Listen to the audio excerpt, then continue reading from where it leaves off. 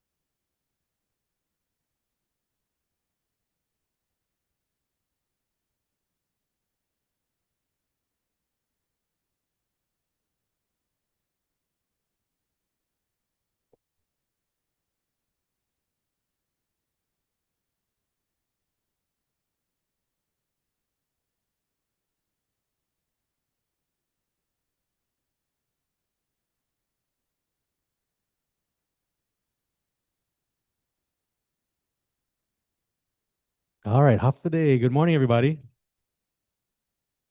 Thank you for being here bright and early. Um, so I would like to welcome everyone to the fourth annual Housing and Homelessness Summit. This year, I believe we've had our highest number of registrants so far. So it's very encouraging that it feels like we're building something really great for our island. First, I want to thank all of you for the work over the past year. For all those who are new to social work, thank you for joining us in the fight. And for all those who support each other, thank you.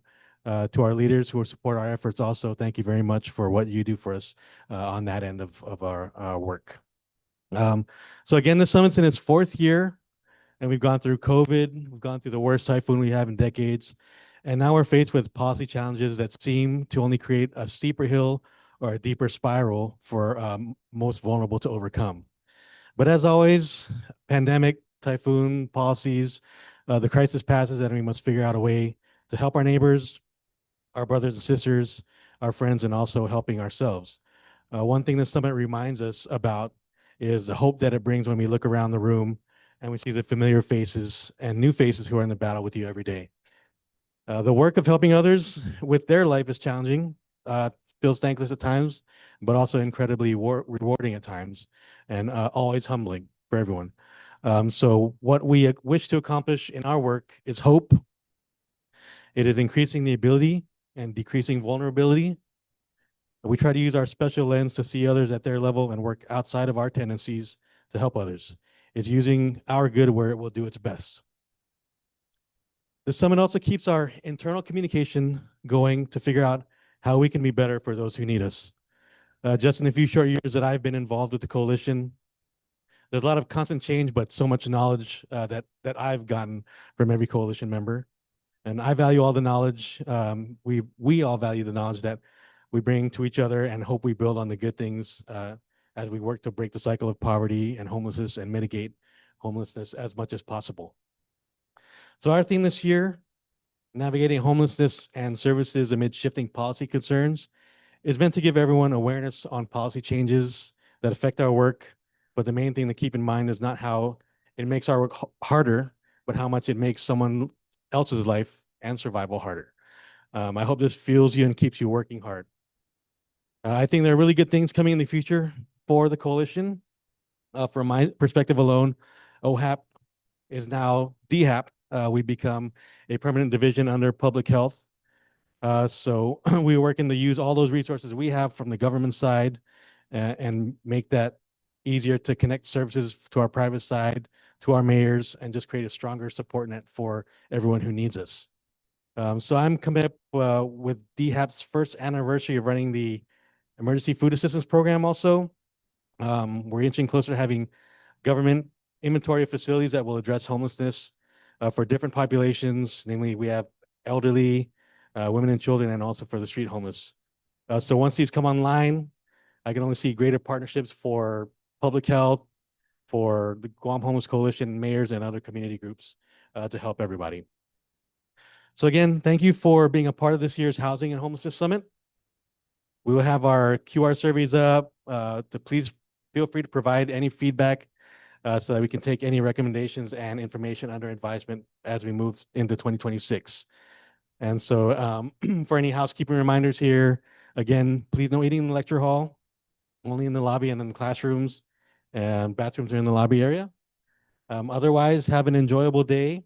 Biba Guam Homeless Coalition.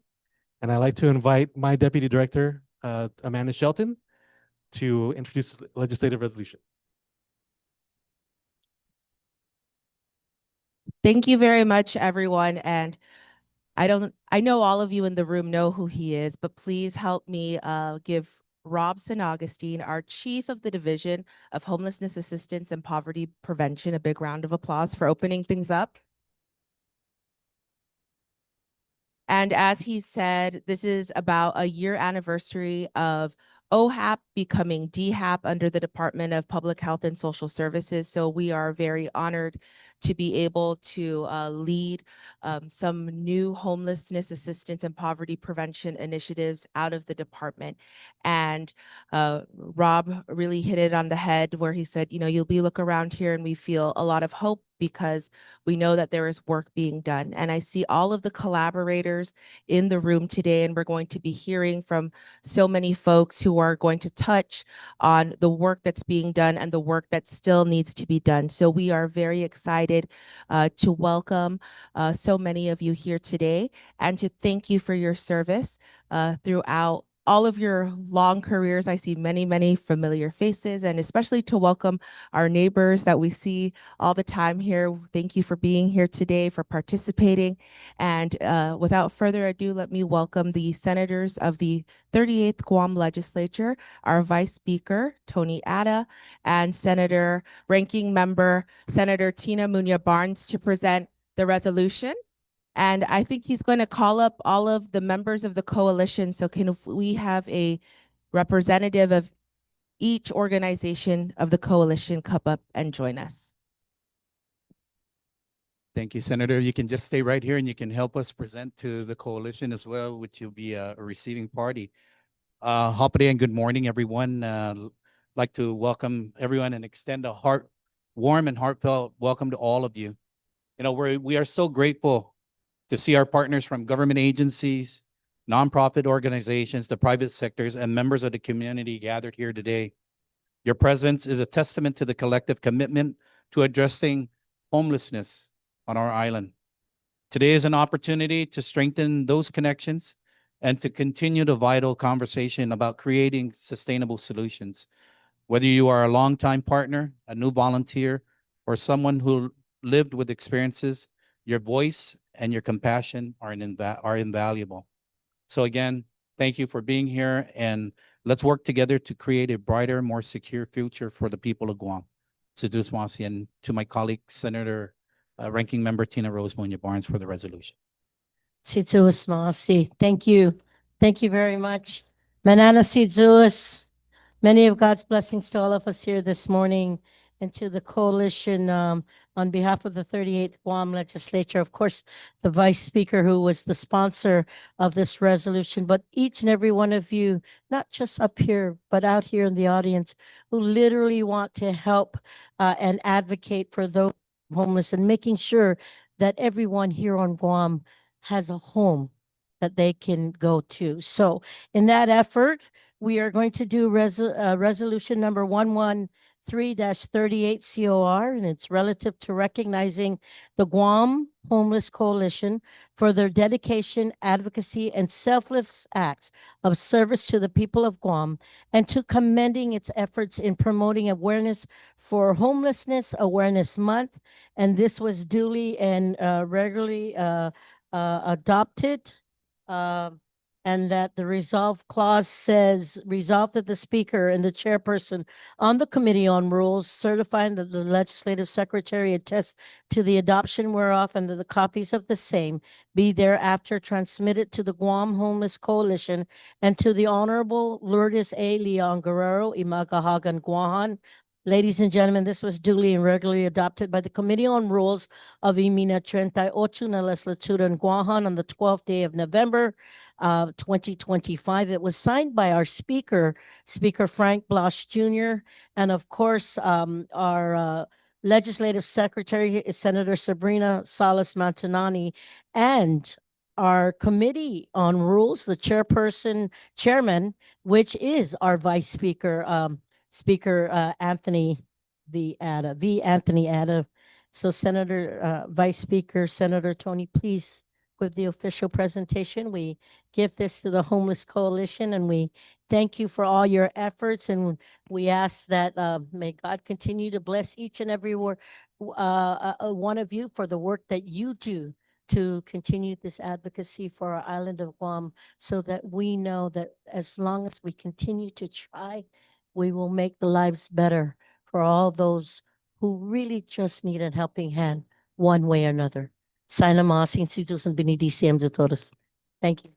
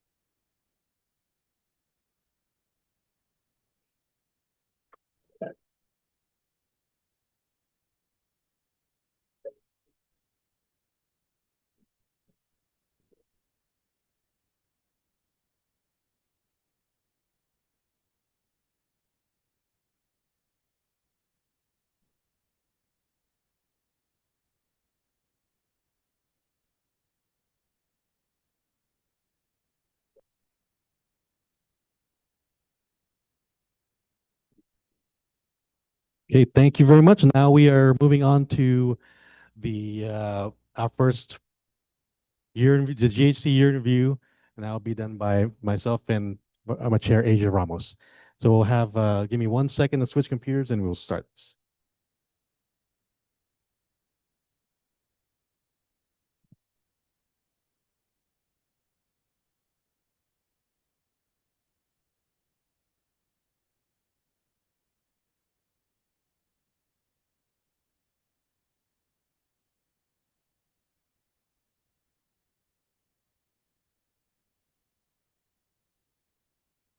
All right, so as I said, our theme for this year is navigating homelessness and services amid shifting policy currents.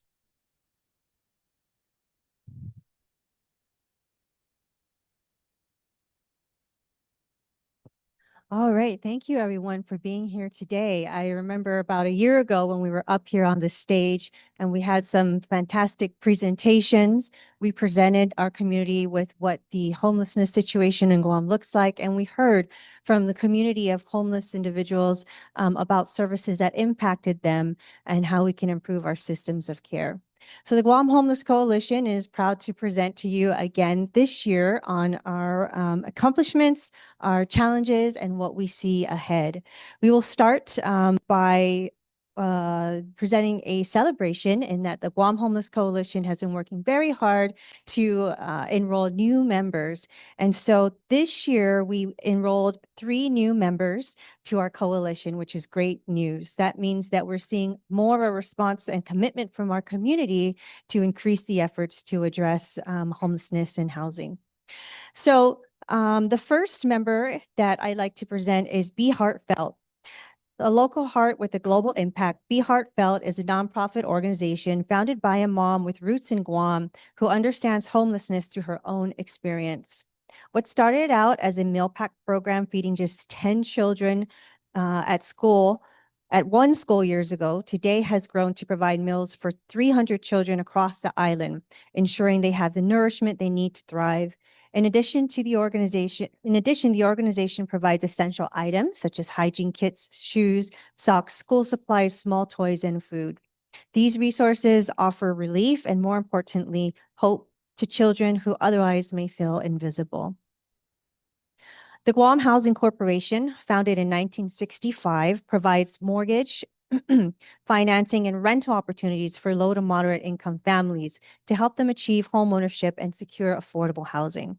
Its mission is to assist first-time homeowners who may otherwise not qualify for a loan, while also offering rental units and supporting the development of affordable homes on the island. Lastly, the United Methodist Church has joined the Guam Homeless Coalition. They are a church who helps the community through local mission projects, global relief efforts, and social justice advocacy. This includes providing direct aid like food and disaster relief, supporting long-term development through programs like the Community Developers Program, and addressing systematic issues like poverty, hunger, and inequality. Welcome to all our new members. Thank you. The Guam Coalition, as many of you know, hosts signature events throughout the year, including the Point in Time Count, Passport to Services, and various medical and community outreaches. Today, we'd like to highlight one of the most impactful events that we conducted this year is the Point in Time. The Point in Time Count is one day where a community comes together to go out and survey individuals who are impacted by homelessness to understand, number one, what the number looks like and the spread looks like across our island. More importantly, to help locate the areas in which we see the impact throughout our villages and our community. And lastly, to understand how people have been impacted, offering resources such as food commodities, as well as referrals to service providers within and outside of the Guam Homeless Coalition.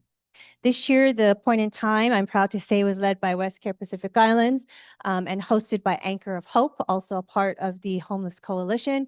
And thank you again to all the hands who helped and the hearts who took to the streets that day. So many people ask, what does homelessness in our community look like? Well, let's start with the numbers. As you can see, the overall numbers this year, and this is, by the way, preliminary data that was provided to HUD, which we gathered from Salvation Army, who runs the HMIS system. So overall, the good news is that the number has dropped significantly to under 1,000 persons. And that is a downward trend from the past 2 years that gives us a little bit of hope as to what's going on in our community. What we see here, though, is that the majority of persons who are homeless continues to be children. As you can see, the number of persons under 18 is 242, representing the biggest population of individuals who are living in homelessness today.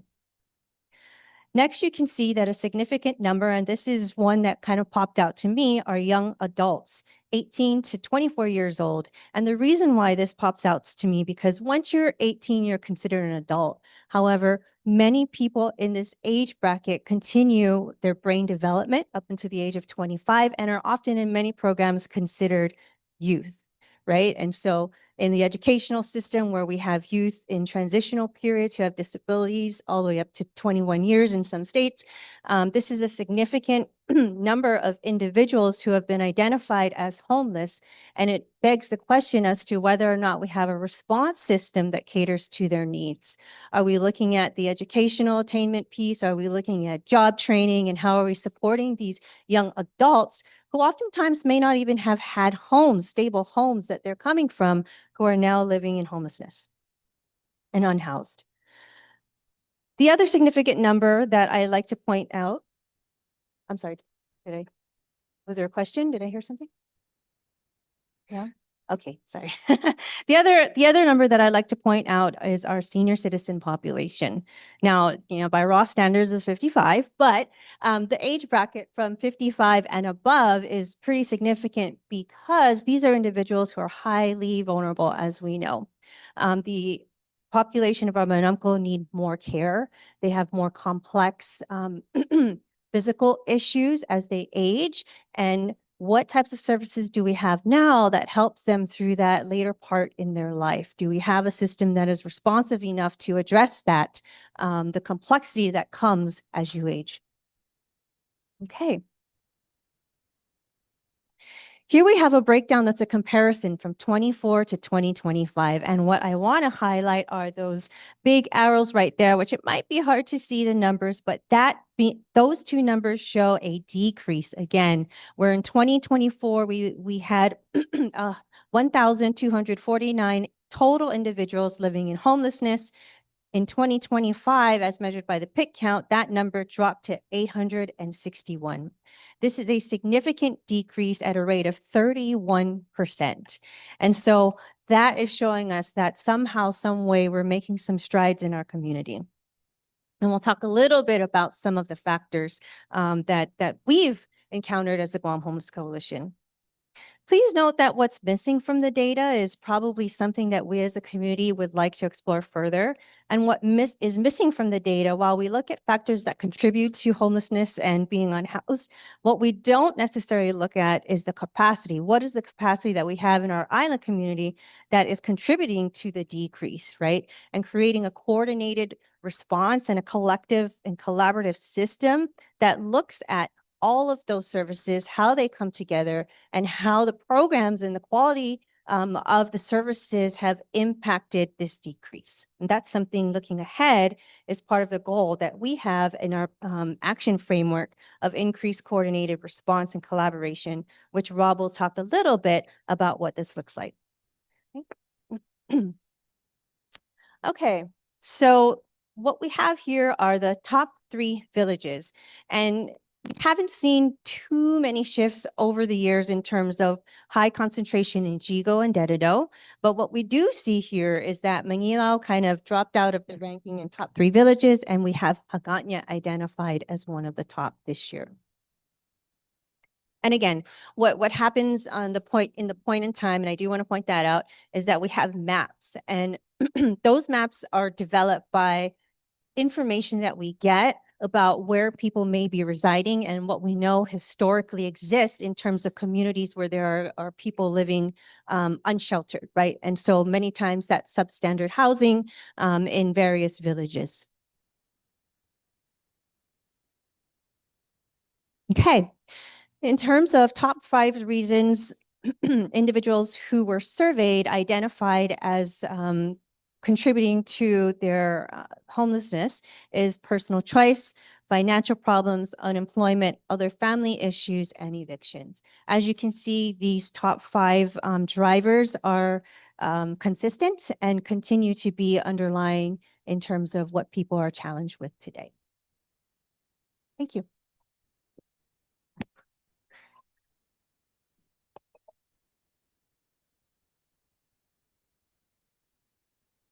Okay, so moving forward, we have our issues that circumstances that our unhoused deal with on the left side.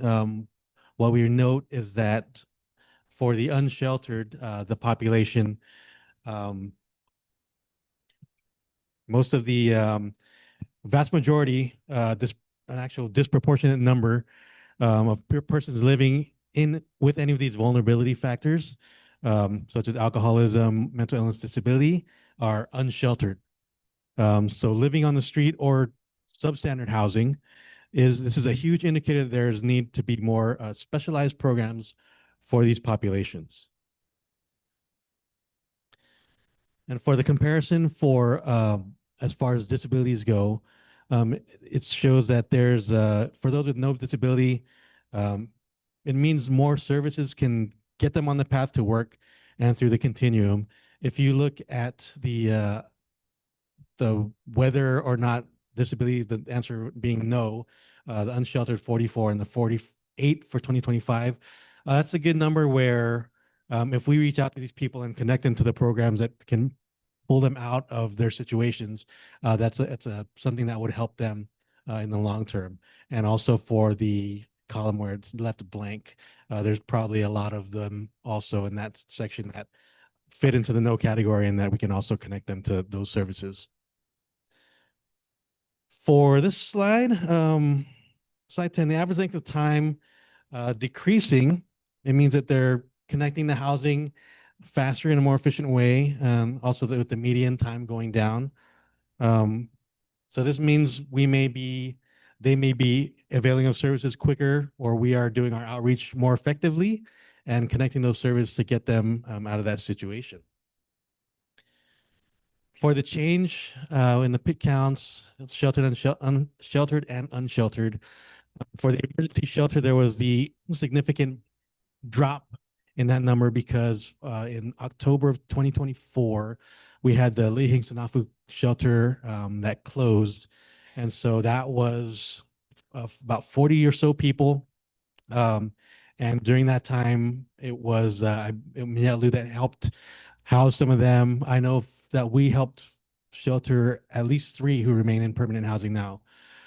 So connecting them during that time helped the numbers decrease. Transitional housing, so the unsheltered count did go down. Also, the difference may have also been from 1249 to the 861 now. The number in 2024 may have been due also to some of the COVID housing programs ending, so that might have caused a spike, but traditionally the number has always been over 1,000. Most likely, I think it's for the last 10 years. If you look at our action framework, on how homelessness has been hovering around that number for at least a decade. So it is good that even though it has been that number, 861 is still a very great, significant difference from what it's been. Here for our extent to which persons who exit homelessness to permanent housing return to homelessness within a certain time frame, the 6 months and the year and the 2 years. This shows as the numbers go up that housing, once a person gets into housing, that doesn't mean they're housed and everything's solved and they're good to go. A lot of the times, as you can see from the graphs here or from the charts, that it requires constant case management. And this is when they get in, you talk to them weekly and just make sure they're doing okay. It's a transition. It's a mental transition from surviving daily to being in a place where you feel stable and you can concentrate on other things in your life. If you could see that in 2 years is the greatest number that they're returning to homelessness. That means the continuum of care, the continuum of casework and case management should continue all the way up to 2 years to keep having them change their mindset, or help that mindset so that they can move from that survival mode to just a gainful living mode, and they can look at the different opportunities that are in front of them. This is the next 2 graphs are just a number of persons who have become homeless for the first time. So we can see that there's been a decrease. And then for these next 2 numbers, We're just tracking as far as these two numbers go. The numbers seem pretty consistent, 184 to 170. There's a small difference, but that also shows that for the first time, who are experiencing homelessness, that the continuum of care can come up, and the connection to services, we should reach out to these people the most and get them through as fast as we can, so that they're not sitting there for 6 months and needing help and just waiting for someone to reach out to them and connect them to the help that they need. Okay. We looked at the numbers and we've identified the risk factors, vulnerability, and also what the trends are in terms of the homeless population and what the needs are. And so what are we doing to help? I'm really excited to talk about this piece because I think oftentimes you can see numbers and think, well, not much is changing. What are we doing? Do we have enough? And I'm excited to talk about all of the new and innovative strategies existing in our community today to address the housing situation. So first and foremost, I would like to celebrate the recent local investment by the legislature, thank you, and the current administration through Public Law 37-125, which allocated $500,000 through DPHSS, Department of Public Health and Social Services, through the GHC. And because of this, we were able to establish a memorandum of agreement with Public Health and Social Services to use that money to create new programs that address homelessness and the needs that we've discovered through the Homeless Coalition. And we love this because the partnership of government and the nonprofit organizations has really, really made an impact. And we're excited about these programs launching and continuing to provide services in our community. So the first funding that went out was for the Guam Behavioral Health and Wellness Center, which is a Center of Hope shelter. And I think that Rob can talk a little bit about what that is. Sure. This was run by Behavioral Health. Center of Hope Shelter is for mothers and families, and that is run to keep them together while they are going through their addiction issues. The second source of funding went to West Care Pacific Islands. And by the way, we created RFPs, so requests for proposals available to the community, and each organization, nonprofits bidded and it was reviewed and ranked by a committee, and that's how the awards were rolled out. So the second one was with West Care Pacific Islands, which creates an emergency food and shelter grant program. These actually supplement some of the existing programs, for example, our outpatient substance use program. So our HUTSA program is addressing treatment, and what we know can be a barrier to treatment is housing. So through that program, for individuals enrolled who are seeking treatment to help support their stability and to help support their progress in treatment, we offer emergency shelter and food pantry. This also helps supplement veterans who kind of fall through the cracks, who may not be able to qualify for some of our traditional programs funded through the VA under West Care, again, to help provide some emergency assistance, including housing and pantry services.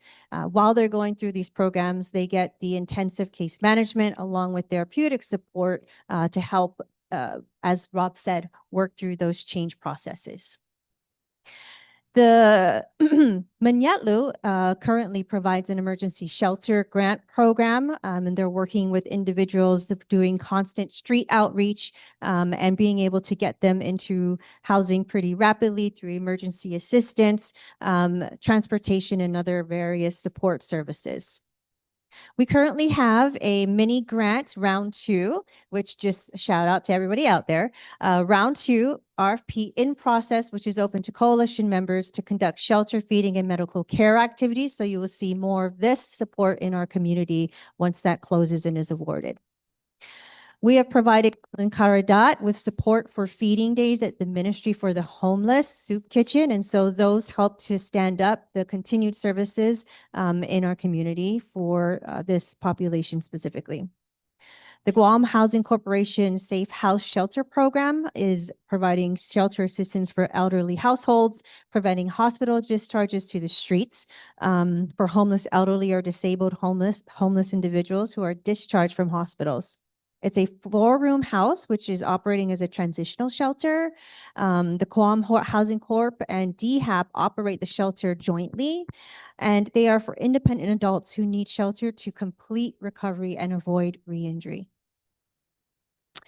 We were just awarded a reentry program through at WestCare, which is RSAT. So the reentry program is targeted to assist those to avoid recidivism and promote stability and reintroduction to gainful living and positive opportunities.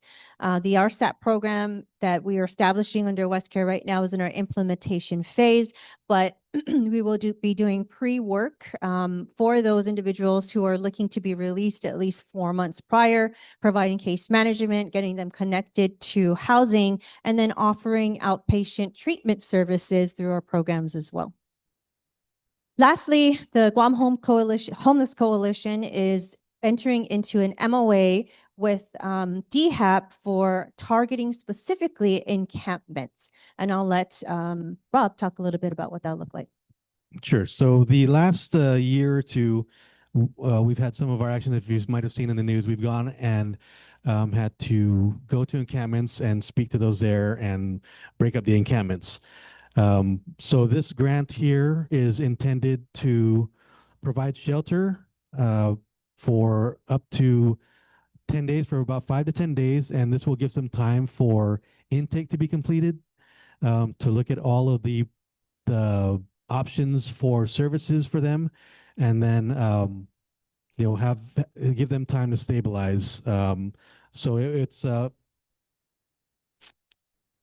something that we are looking to hopefully implement earlier next year. And then for the weekend emergency shelter, this is a revival of a program that we did, pilot program we did. We initially put $10,000 aside, but we are reviving that program. And so this program helps those who come to us or come to any of our service providers late on a Friday afternoon, where connecting them to anybody and having them receive any emergency shelter will be close to impossible. So this program will help them get in the shelter over the weekend, stabilize them, and then so once the providers open up on Monday, they can start doing immediate intake and connecting them to the services that are needed. Again, we thank the legislature for your continued investment in our community, and ensure you that we are great stewards of the funding and you will see impact throughout our community. Thank you. Other good news. As part of the Guam Coalition and the board of directors, we're responsible for raising funds. Always exciting. And, I do want to say that we have been able to raise the profile of the Guam Homeless Coalition. I do want to say that there were some billboards out in the community that were all over the island that, although did have a negative impact in terms of stigma and the way that homelessness and individuals who are unhoused were seen, it did raise a conversation and a dialogue in our community about homelessness. In fact, it raised it in a good way. Rob and I had people reaching out to us who wanted to learn more, and that resulted in donations to the Guam Homeless Coalition. And because of those conversation and efforts, we raised $50,232.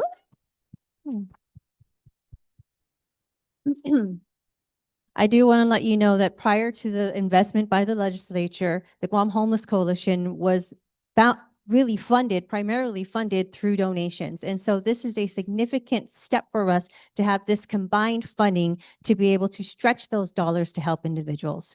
And so we'd like to give our shout outs to ADET's Trust and Investment, the Tag Your It Challenge, which was launched by our comms committee, Bank Pacific made a great contribution of $12,500.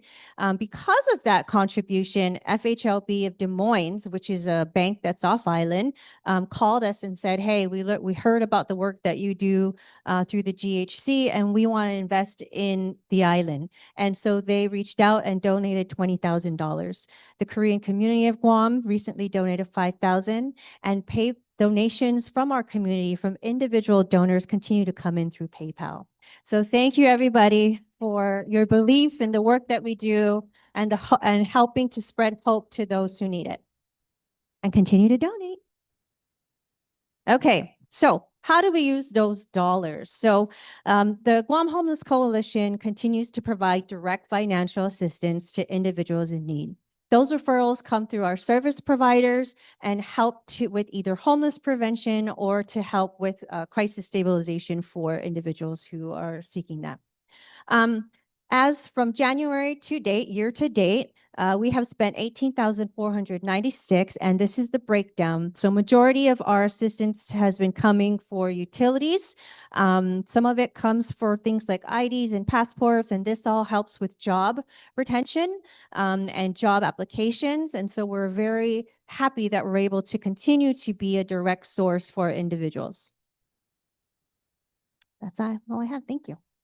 All right. So, and we have our action framework that we started back in 2023. We had our first action framework, and we had our 1, 3, and 5-year goals. So in our next action framework after this that we will put out early next year, we didn't want to go through it. Aja told me to get rid of the slides. I had like 50 of them going through everything. So she says, highlight them. So I had to put the 3. So what we wanted to highlight is that we have created more engagement and outreach for the coalition. Well, this is on the action framework. We wanted to create more engagement and outreach for the coalition, attract more members, and support and donations through our events and different activities. So as you just saw, we were able to increase our community donations for 2025. More reporting, accountability with the coalition members. So what we've also did, we understood that there was internal work that we needed to do also to be able to grow and become a more stable partner with the community. So we created committees within the coalition, and with that increased activity, we were able to strengthen our fiscal processes, establish policies, and additionally, because of that, we were able to improve our continuum of care scores, which goes to HUD every year.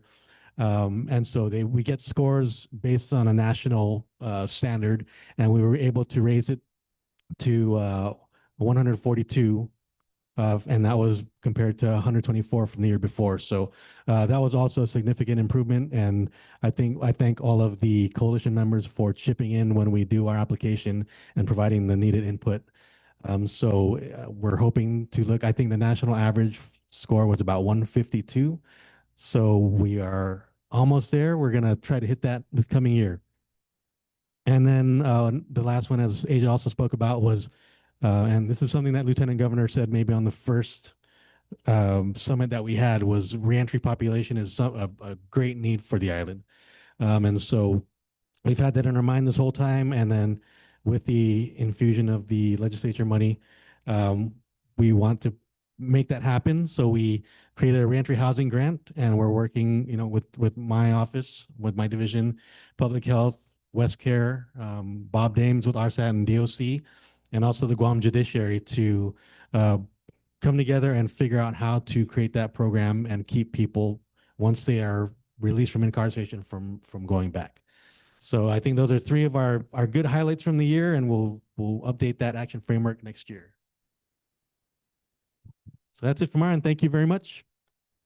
I don't know if there are any questions anyone might have. Does anyone have any questions or anything? If not, thank you very much. Thank you, everybody.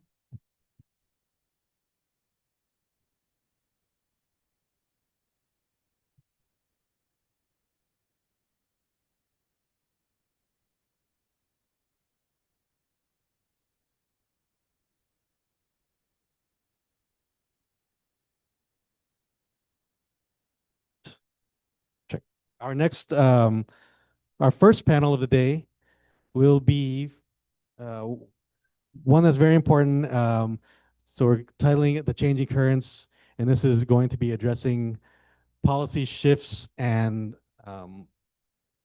affecting rights and benefits.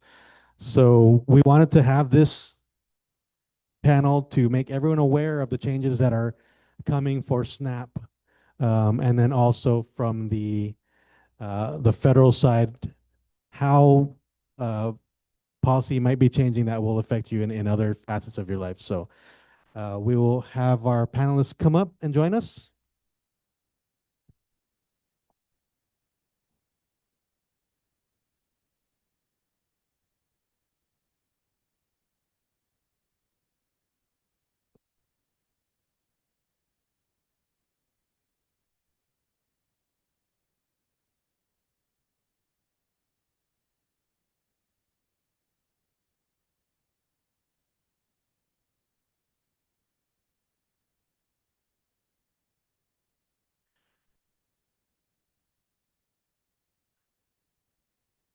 So have everyone come up. We'll have them.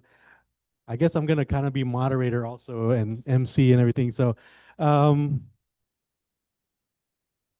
we'll let these guys just grab a mic and introduce yourselves, and then go ahead and feel free to speak. Want to come up?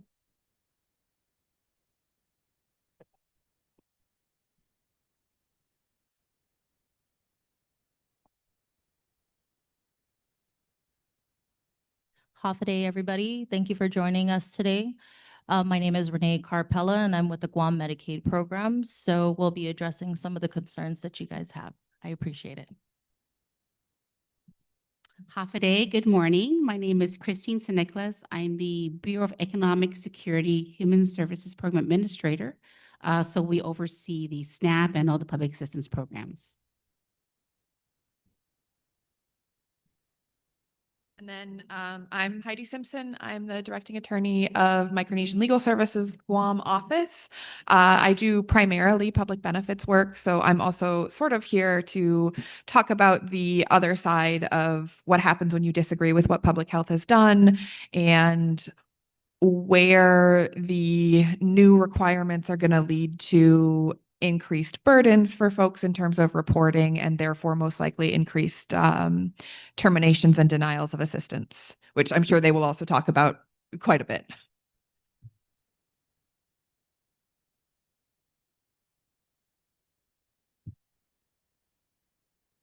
I guess we'll start with Christine. Go ahead and we could just discuss the changes that are coming up to SNAP.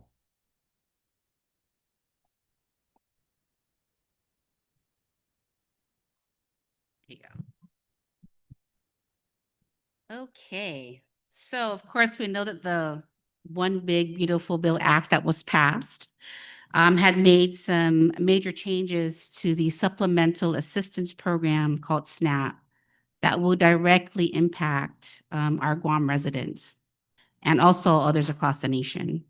So just to kind of give you some bullet points about what is going to be affected. Of course, we have the work requirements for able-bodied adults without dependents. And the age range had changed. So now those that are aged between 18 to 54 is now to 64, where you would have to meet work requirements. Okay. Yeah, that changed. So the age went up. The exemption for parents with children now applies only if the child is under 14. Before it was 18 years old.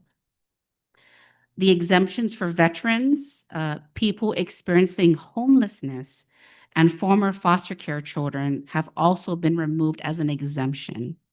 So back in 2023, they were exempted from participating or from the 3-month limitation for ABODs.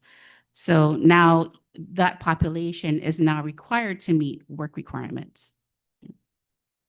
Yeah, that's a very big change. Another one of the change is that there was a new exemption, which was adding for American Indians and Alaskan Natives. The other big change is called a waiver change. So every time that we have an ABOD population that we're trying to assist, and because of the lack of sufficient transportation and ongoing challenges that the population has, we normally request for a waiver with the feds to excuse them from the time limitation of 3 months. However, that criteria with the bill had changed because now there'd be more stringent future waivers to obtain in the future.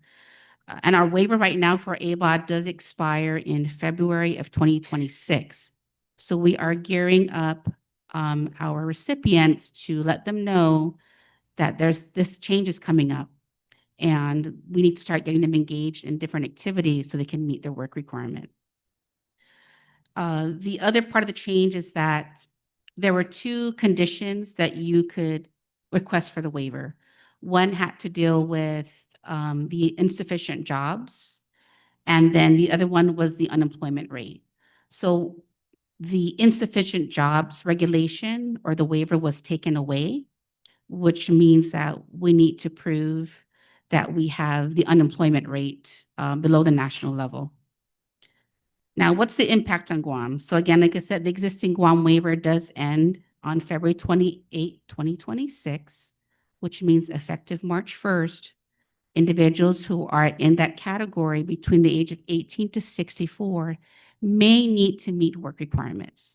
Again, there are some exemptions or exceptions to that rule where they are not required. And when they meet with a worker, they'll be able to determine that.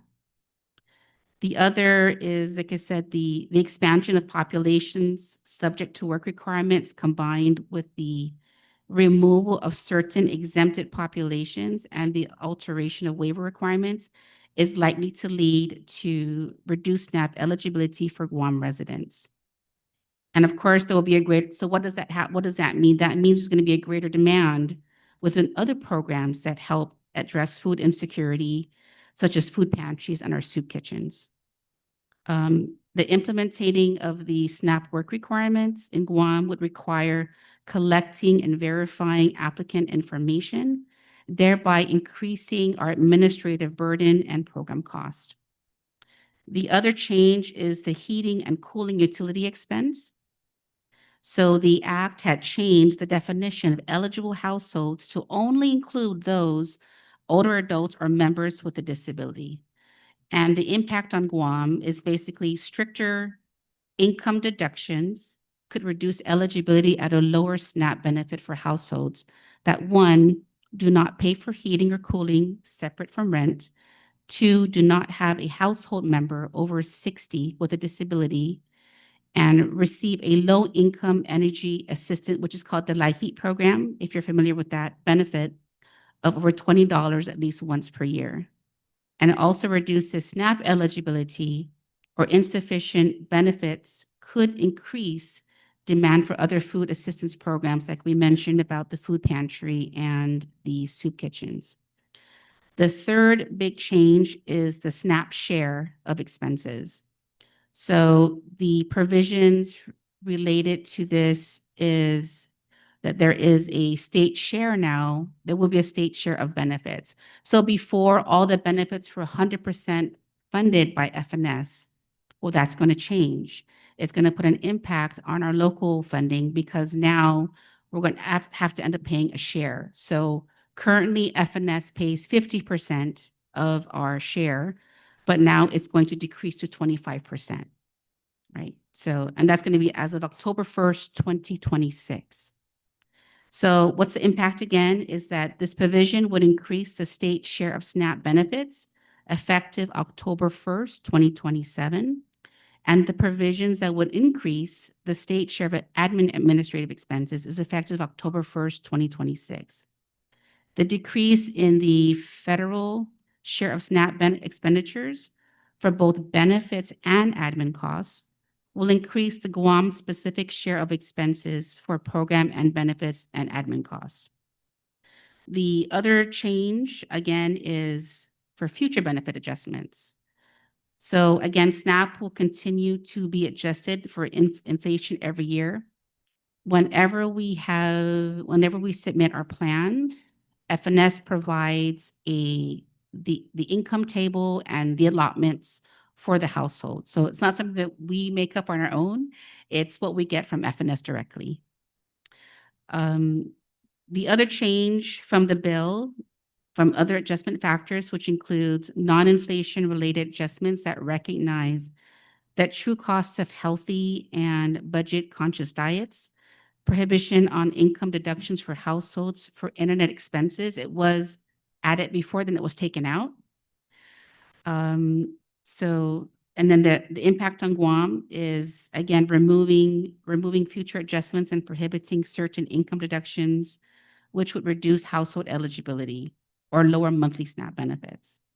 So that means that fewer Guam residents being eligible for SNAP or with a benefit amount that does not cover the household food needs could create demands with other programs that help address food insecurity, like I said, our food pantries and our kitchens. And then the last would be alien eligibility.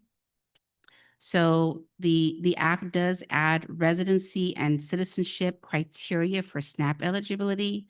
And again, the impact on that is that fewer residents will be being eligible for SNAP could create demand again on the other programs that are covered.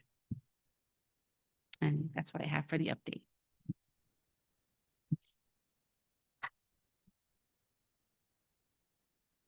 Thank you very much. One thing I think I just noticed there was when you said ABOT. Could you explain what that is? Yes, we love to use acronyms, don't we? So ABOD stands for able-bodied adults without dependents. That means these are households or single individuals that do not have any dependent children in their case. So just a single person able to work. Right. Okay. Thank you very much. I'd like to give Heidi an opportunity also. I know when I asked Heidi to join the panel, I did in a overall sense what the One Big Beautiful does as far as policy and trickling down to Guam. So I'll just let Heidi take it away.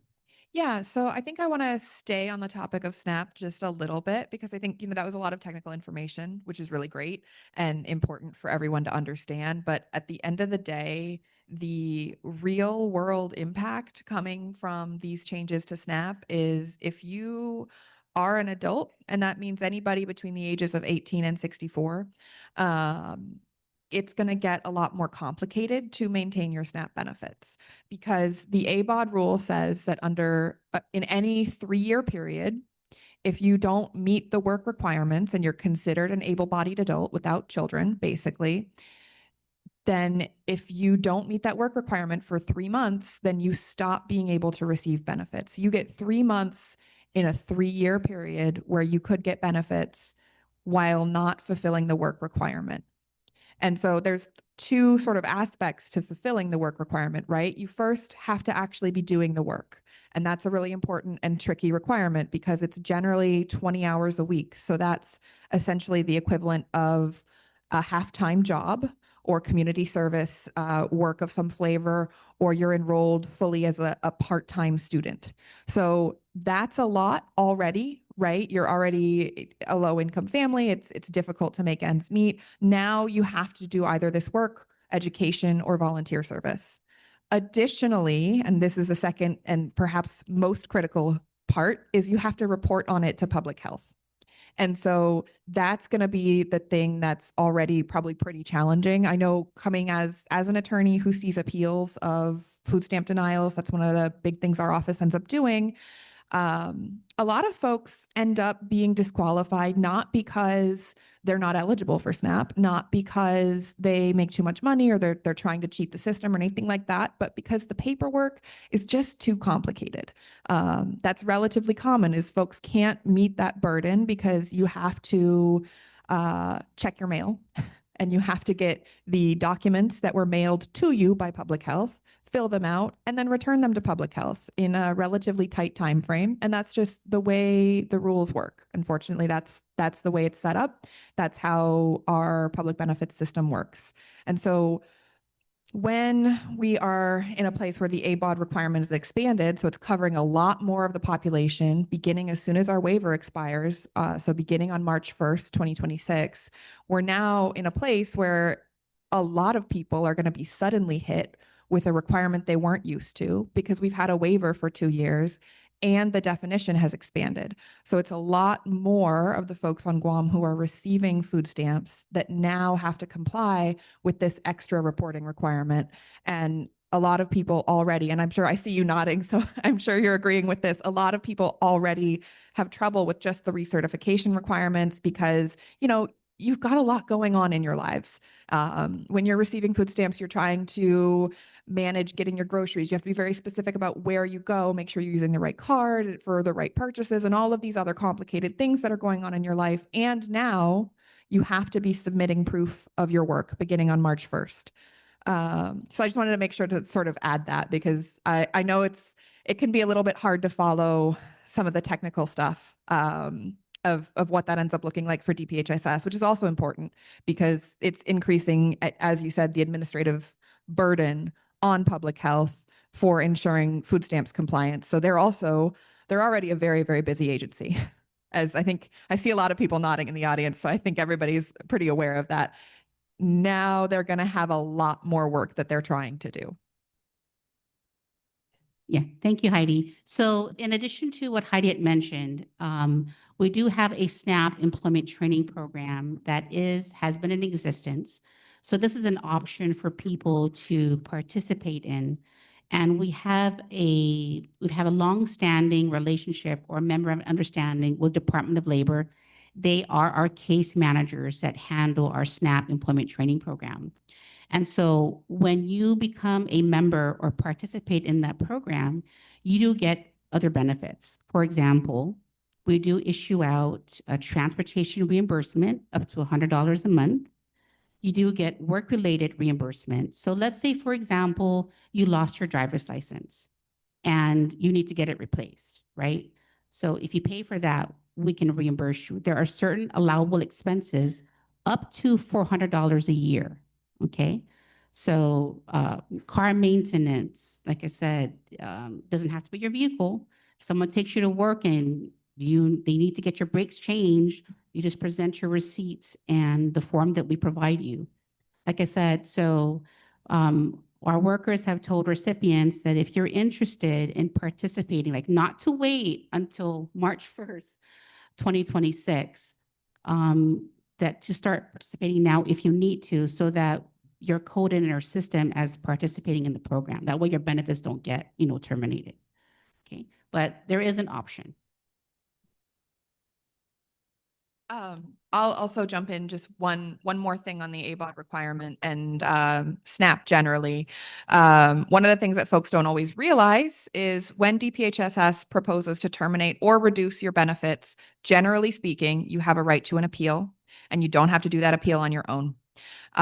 You can come find an attorney for that purpose, and that's one of the things that my office does. So if you are given a notice that says you've already met your 3 months of not working, you need to either start working or you won't get any benefits, and you don't think that's right, you can come see us and we can review that with you and help you figure out if you have grounds, if there's a reason for you to appeal, and give you a second opinion as well as to whether or not DPHSS made the right decision on your benefits based on your situation.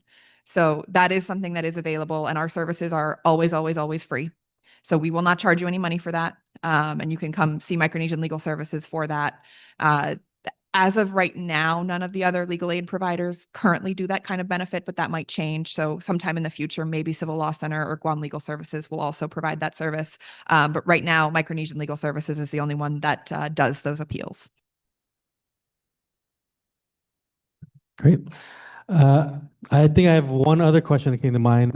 What type of jobs qualify for as qualifying for employment? Can I go bush cut every week and get side money?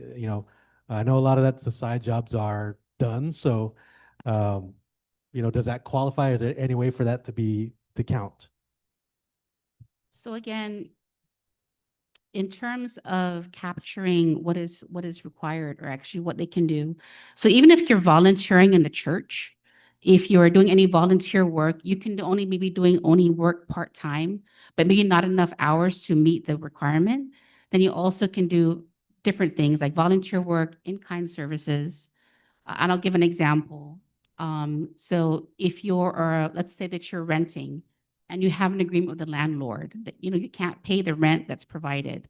So he's going to say, well, okay, I won't have to worry about paying you, but if you can go ahead and do the maintenance work, be the person that my tenants can go to for assistance, and as long as that documentation from that landlord, that can be considered a component or an allowable.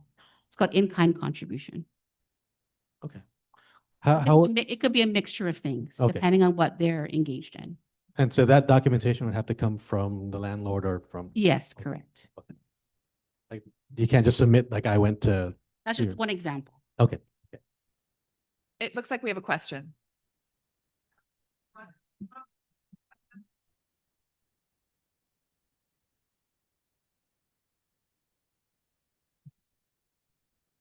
you talked about the impact on the government and the money that's going to have to come out of our own local government because of the SNAP. But we haven't mentioned impact on nonprofits. And the people that have food programs, nonprofits, are going to have a major impact when all of this comes down. And then where do they get their food? From the community. And so then you've got community, them asking community for food, and they don't have, I mean, we can't forget that part, because the nonprofits have been a safety net for a lot of people when either, they couldn't get SNAP on time, or whatever, things happen. And so then, luckily we've had these safety nets, but I'm concerned about those safety nets when all this comes down, and I think we can't ignore that. Absolutely, I agree with you. That's why I mentioned in the discussion before, is that it's going to impact our food pantries, right? No matter what way we try to work it out, it's going to impact the nonprofits. Chief Rob's program. So now it's like, what do we do if that does happen? How do we prepare ourselves and our constituents so that they don't go without food for a long time? Yeah, I think we did see that coming up to November 1st. Once we got news that there was going to be a pause in SNAP, we all got together. Director Therese got us together and just trying to figure out, what happens if this goes through, and what are our resources? What do we have? So we were able to come up with, along with advising everyone to just be a little bit more, stretch your dollar a little bit more. And then with my program, with the emergency food program, food commodities, pitching in there, and then with Gov and her bill that provided local funding to stem the tide of that, the pause. So there are kind of contingencies that we'll just figure out on the fly. If that happens, I think it's good that we were able to do that as a group, but then also, again, understanding that the coalition just started a food drive that's, again, going to last through December 31st. That's intended to kind of fill the pantries now, just in case this happens again. So I think it's a good thing that we are getting our mind around that, so that we can get contributions from every part of the continuum and the community for it. Good. Let me get a mic on that side.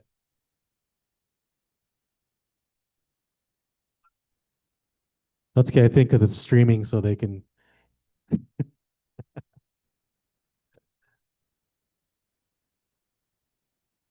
Hi, so my question is, I know in terms of SNAP that you'll be doing, I guess, trying to prepare for it in terms of implementation, but what else is the Bureau of Economic Security and Public Health doing in terms of trying to compensate for the changes in, I guess, in the waivers, or like the ABOD program, like any funding or anything that's come out, like that, okay, if this is going to change on March 1st, like, is there any type of funds that will go into helping the able-bodied population with the changes? Well, there's no specific special funding tied into that. What it is that we get one allotment, right, for all of our SNAP programs. We do have, like I said, the SNAP ENT program does have its own funding to support, like I said, the support services that we offer, as well as, like I said, our relationship with the Department of Labor. So that's how we're trying to combat in terms of the ABOD requirement, helping them meet the needs. I'm not sure that answers your question, but there's no special funding that we're going to get to do that. Like, not even like locally, like no other anything that. Oh, local funding. Yeah, local funding. Yeah, that would have to be discussed with our leadership. If there's impacts, let's just say we don't have enough to cover for any services that we're going to offer, then that will be a conversation with our leadership. Thank you.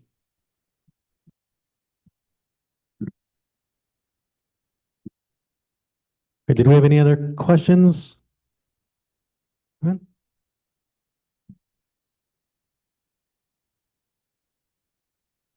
on one sec. Could I ask that question again if you could? For the mothers who that gets received WIC that may go.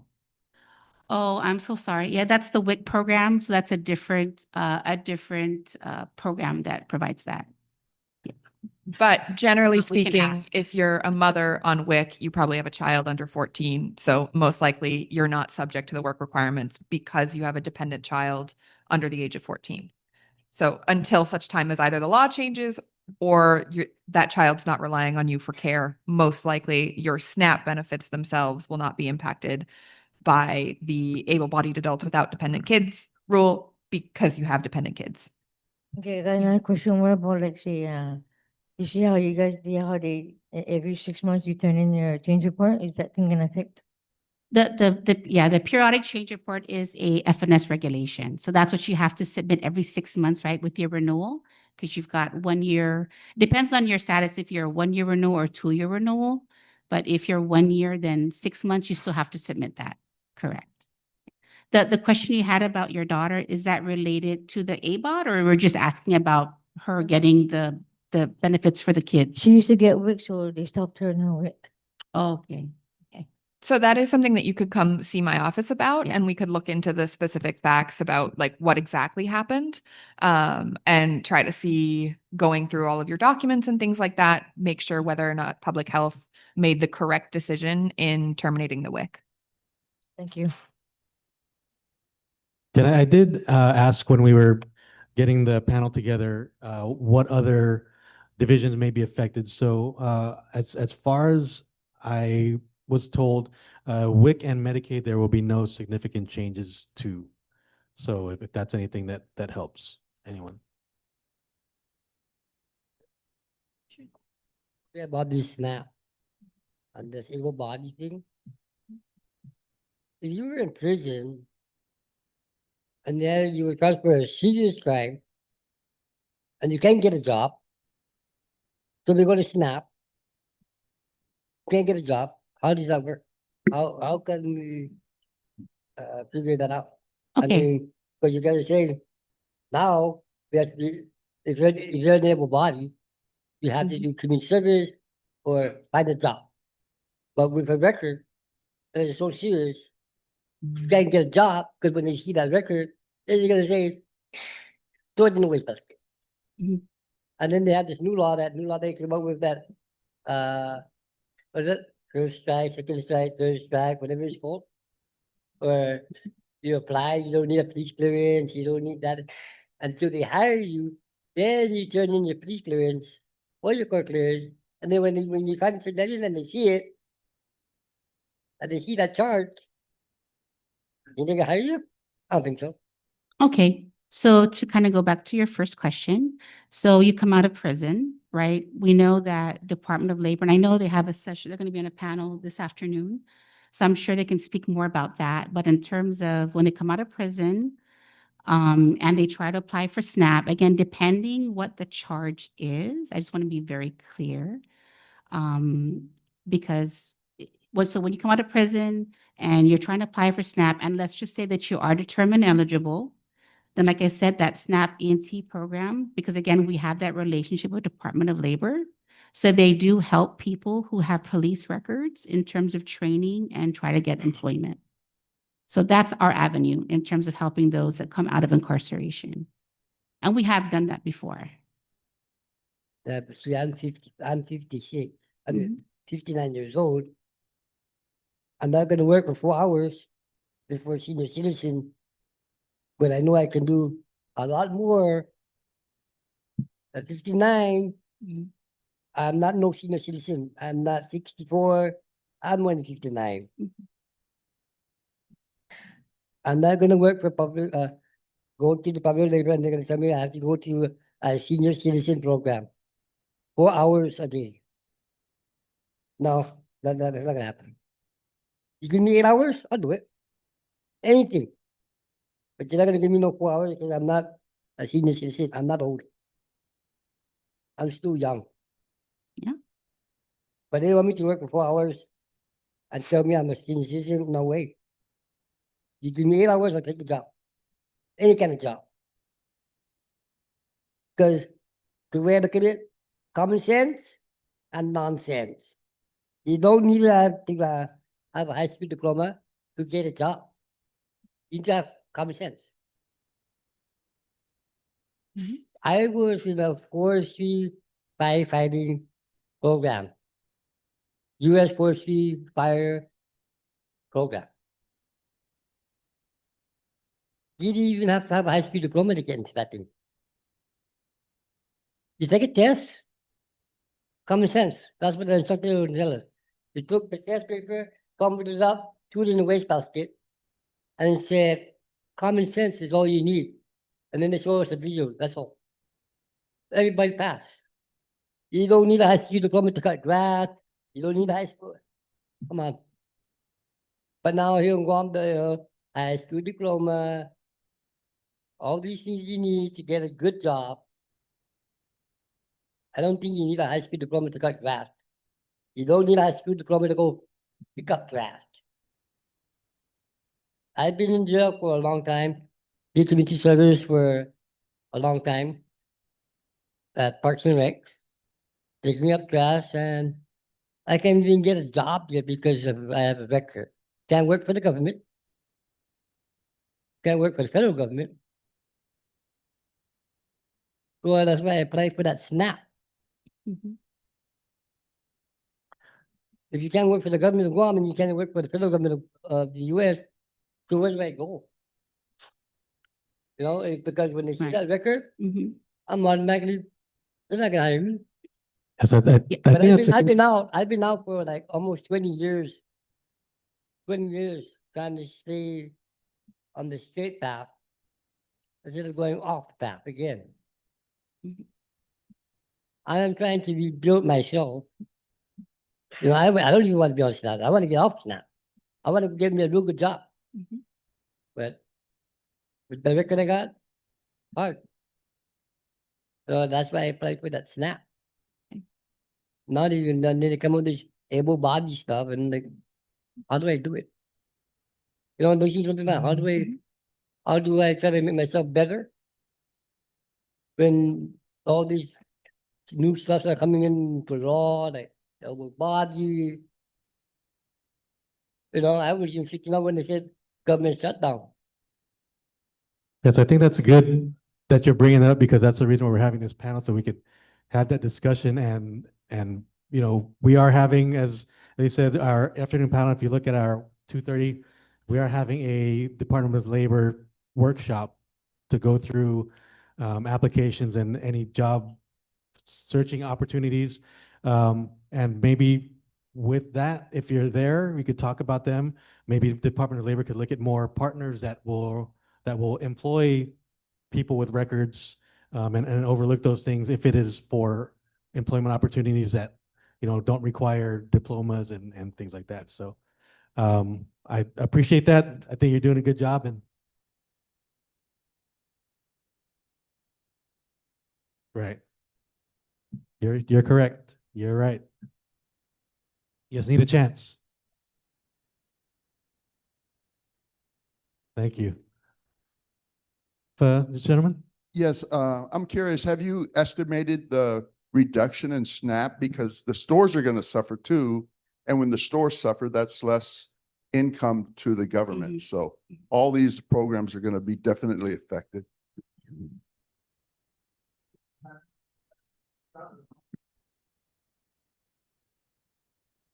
Well, right now, I can tell you that, let's just say that we issue about maybe close to 12 million of benefits a month. 12 million. So imagine if that was cut in half. You can imagine how that's going to trickle to the stores and the vendors, also our consumers. That'd be $6 million of revenue changing for stores, right? Were there any other questions or any other comments from anyone? No more questions from the audience? Okay, one more or two more. Go. In the back.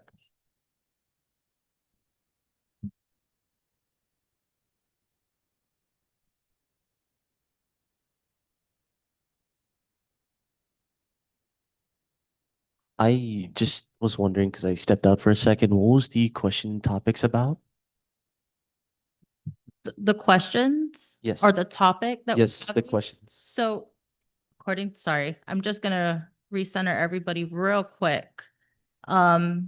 This panel is to discuss the changing currents that are about the upcoming benefits that will happen with the programs, specifically with GURA and then public health. We do have Heidi on the panel. She's coming from a nonprofit organization. She's an attorney.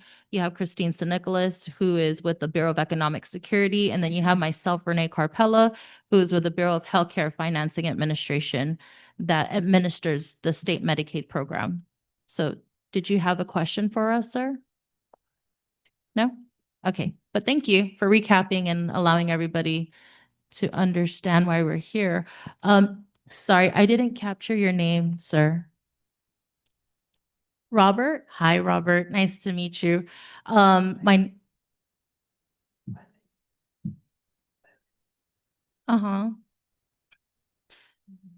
Did you want to give him the mic real quick? Because he's bringing up really good points. And I just want to go ahead and validate that his concerns are concerns of a lot of us. We just don't realize it, right? What he's trying to say, what Rob is trying to say is that he doesn't want to rely on public assistance programs. He has the ability to go out there and work, but he doesn't want to be put and categorized into a population that maybe one of our programs are kind of classifying him under, correct? Yeah, you can go ahead and respond into the mic. That's fine. Yeah, that's true. I went to Department of Labor, Mm-hmm.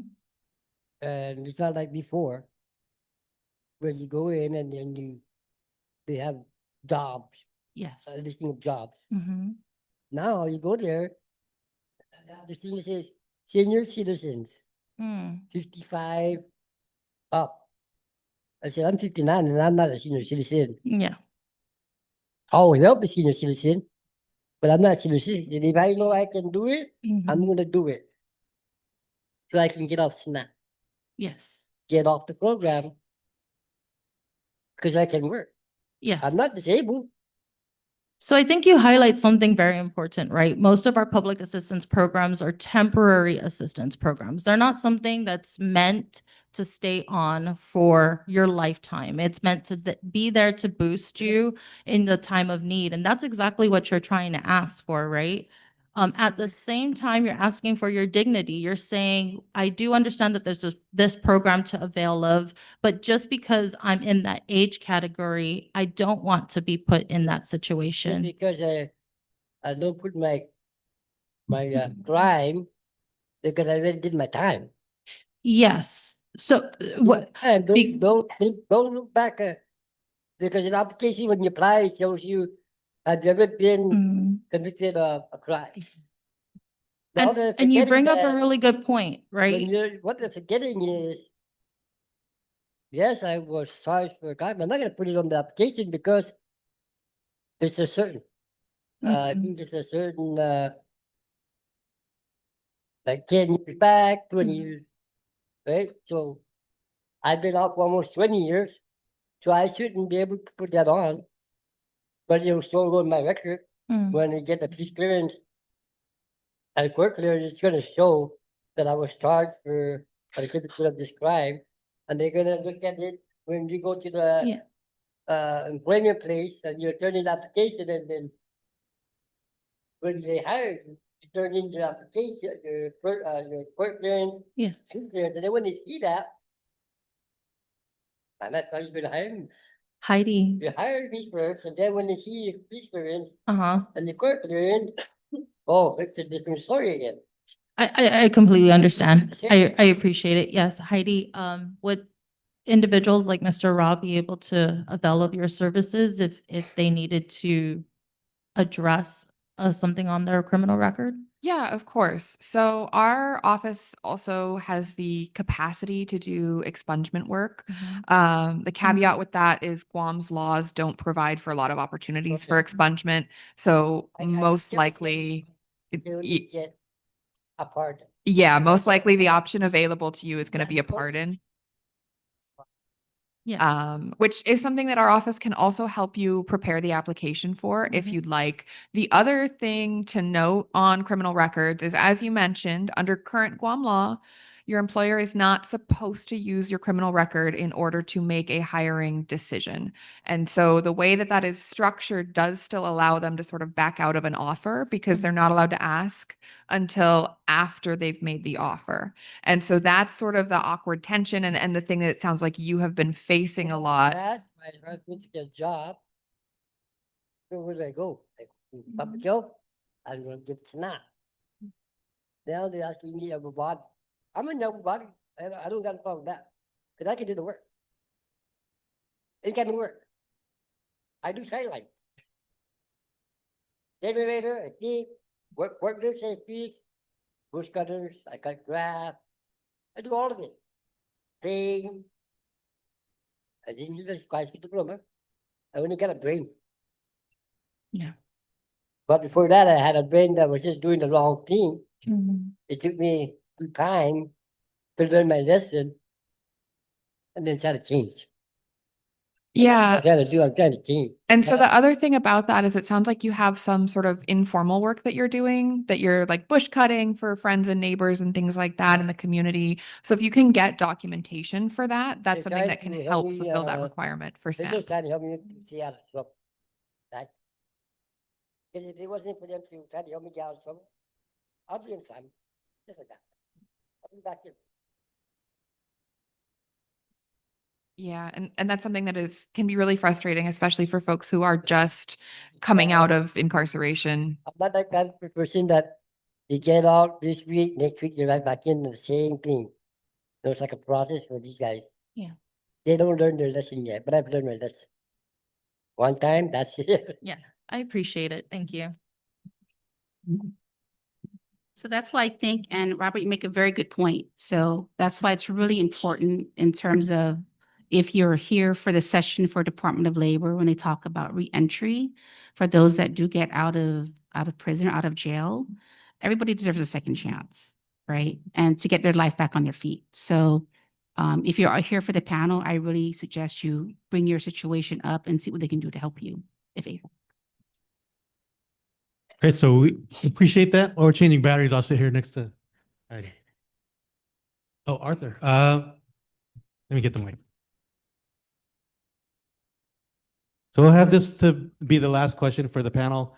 Our next presenter will be Barry Dunn Consultants. So we'll get Art and then we'll wrap up our session.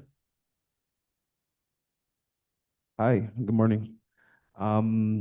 Sorry, we talked a lot about the abled body, but what about the opposing, right? For the ones who are not able body, right? Will there be a decrease or an increase of assistance, or will it just be at standstill of what you guys currently have? Sorry, can you repeat the question one more time? Apologize. In terms for the able body, right? What about the opposing for the ones who are not able body or persons with disabilities, right? So, Yeah. so there are exemptions for able bodies. So if you have a disability and we have certification that says from the doctor you cannot work, then of course that's a definite exemption. You won't have to meet that ABOD work requirement. You continue your benefits after 3 months. Yeah, so generally the updates, just to give sort of like a 1,000-foot overview, the changes to food stamps are an increase in the required documentation. So you're going to need to make sure you've got that documentation on file that you have a disability, especially if you're somebody who had a disability that was classified as temporary. You're going to want to make sure you're continuing to keep that updated so that you don't mistakenly get lumped into the ABOD population and have that rule that you have to work even though you can't work. So I think that the overall sort of summary of this update to food stamps is that there's more documentation requirements. And so it's going to be a lot more important to be checking your mail for your paperwork from DPHSS, filling that out, and returning it on time because there's just a lot more documentation that's going to be required of folks going forward.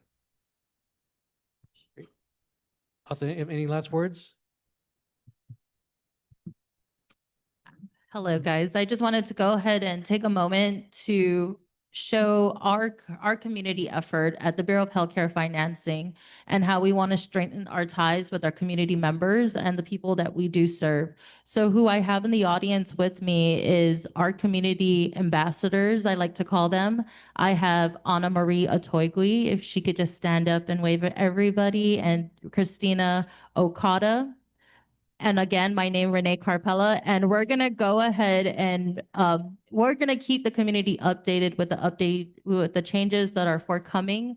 We don't have anything right now that we can solidify, but you'll be seeing information dispersed from our department that would let you guys know how this would affect as far.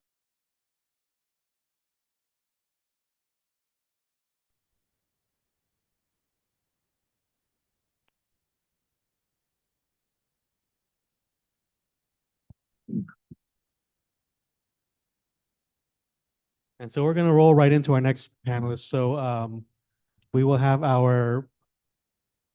my consultant working with me, Barry Dunn. They've been working with all of public health, and since we became part of public health, we are allowed to work with them also. So they're going to be helping DHAP with the strategic plan for the coming years, or so we can move forward to the coming years for it. But I'll just give them the mic, and they can explain who they are and what they do. Rob. Half day, everyone. Are we presenting? We don't have to present. We can just talk. We're just going to talk. How about that? And I don't have, and we're just going to leave that right where it is too. I'm Danielle Pelletier. I'm with Barry Dunn. Barry Dunn is a consulting firm based in Portland, Maine. It is our absolute honor and privilege. I know I speak on behalf of our firm and our team, and we say it really is our honor and privilege to be working with you all here in Guam. We first met the DPHHS team a couple of years back through our work with other territories. We work with CNMI, USVI, Puerto Rico, and actually American Samoa as well. And so met DPHS a couple of years ago. And we're now currently supporting BES, the Medicaid division as well, and now DHAP. So I'm going to spend just a few minutes talking about introducing our team, introducing a little bit more about Barry Dunn and who we are. And then my colleague Kristen over here will talk about some of the specific ways you'll see us showing up in your community and working with you all and the support we need from you all to really work on the strategic plan that Chief Rob talked about. So our team, I have a few team members here with me today. Kristen Dow. Kristen is based in Portland, Maine. We have Jonathan Strobel and Sky Kwong over there in the corner. You'll see them, like I said, this week, next week, and then in the weeks and months to come, working with you all to gather information for the strategic plan and other activities. And we do have some other team members also who are still back on the mainland that you'll see in some meetings also. So Barry Dunn, as I mentioned, we're a consulting firm and accounting firm, but I'm not going to spend time talking to you about, how many offices we have and how many people we have and those types of things. What we think matters most and what really resonated when we met with the DPHSS folks a couple of years back is our mission and our values. We think that's what makes this a good partnership and makes us aligned in how we move forward. So Barry Dunn's mission is to empower the meaningful growth of our people, our clients, and our communities. And those communities aren't just in places like Portland, Maine, where we're headquartered and were founded over 50 years ago. It's in places like Guam here. And again, we're honored to be invited into this community. Our values and why this matters, again, is because we think it aligns with your values and the work that you're doing. Our values include integrity, authenticity, curiosity, collaboration, and most importantly, or maybe not most importantly, but very importantly, harmony with those we work with our communities, with the environment, and beyond. So with that, I will let Kristen tell you about how you're going to see us again showing up in the next weeks and months, and then how we will be engaging with you. Thank you. I'm not as tall as Danielle. Sorry, I'm going to lower this microphone a little bit. Um, thank you so much. We in half a day. I am so excited to begin this work here. I'm going to just step back for a second. I have been with Barry Dunn for about 2 years as a consultant, but my heart is in local government. I have spent about 20 years in local government and running a Department of Health and Human Services back in Maine, and have run emergency shelters, have done a lot of the work that you do. So serving this population is something that really means something to my heart, and is something that I'm happy to bring to Barry Dunn and to work with you all. And plus, I have been working with Christine a lot, my buddy here.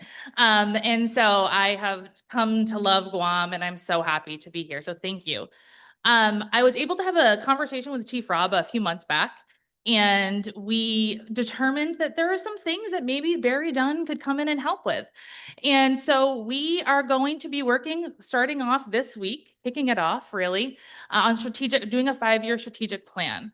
We are creating a 5-year strategic plan with DHAP, and I'm saying this, and we're here really to introduce that to you all because we need your help with that. To have a really comprehensive strategic plan that doesn't just sit on a shelf and that will actually benefit the communities that you serve and the department, we need to hear from a diverse set of people. We need to hear from the people who are actually doing the work on the ground and knowing that this strategic plan is right for Guam and right for right now in 2025. So we have a rather aggressive timeline, and Jonathan is leading our strategic planning efforts. And he's Kristen, really? I'm like, yes, we can do it. We can have a strategic plan by the end of January. Come on, let's go. So we are going to be here all of next week. We are going to be doing listening sessions. Some of you may have gotten some invitations for listening sessions. We're going to be holding those next week. We're also going to be doing some interviews with people with lived experience at the shelters, at the soup kitchen, and we also have a survey. You might have seen some flyers around with QR codes. They are placed out in the lobby, and I put a few in here. We'd ask that you please, we'll see if Chief Rob can put it up later on the screen too. Please complete the survey, even if you're going to the listening sessions or doing an interview. We really would love to hear from you. All the data we collect is anonymous, completely anonymous. We're going to be compiling it all and using it as part of the strategic plan. And then I know we're probably almost at time and I'm standing between you and a break, but just because you will be seeing us for the next several months at least, we're also going to be doing some emergency management planning for the unsheltered population. We're going to be bringing in a subject matter expert, someone that was a former fire chief that I had worked with people experiencing homelessness and encampment responses that we had done back in Portland, Maine. He's going to be coming in and helping us do some emergency planning to support and also enhance the work that emergency planning work is already done, but specifically to the unsheltered population. We'll be helping with some grant writing, which is why we need to have the strategic plan done soon so we can say, okay, this is where you want to go. How are we going to fund it? And we can help with some grant writing and a lot of different policy work and things like that. So everything that we do, we hope to engage you all. We will be here throughout the day, so please don't hesitate to stop one of us, ask questions. I have the QR code on my phone if you need to scan it. But thank you all.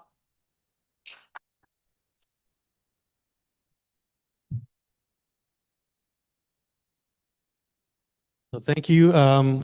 If you haven't received my invitations for these listening sessions, or you should have for a few of you, so please respond to those. We'll be having our breakout sessions, and then everyone in the coalition, we will be having ours Thursday, so I'll be sending those to you also, be aware. So with that, we'll have a break until 11:05, and please come back and we will have our second panel with for reentry. Thank you very much.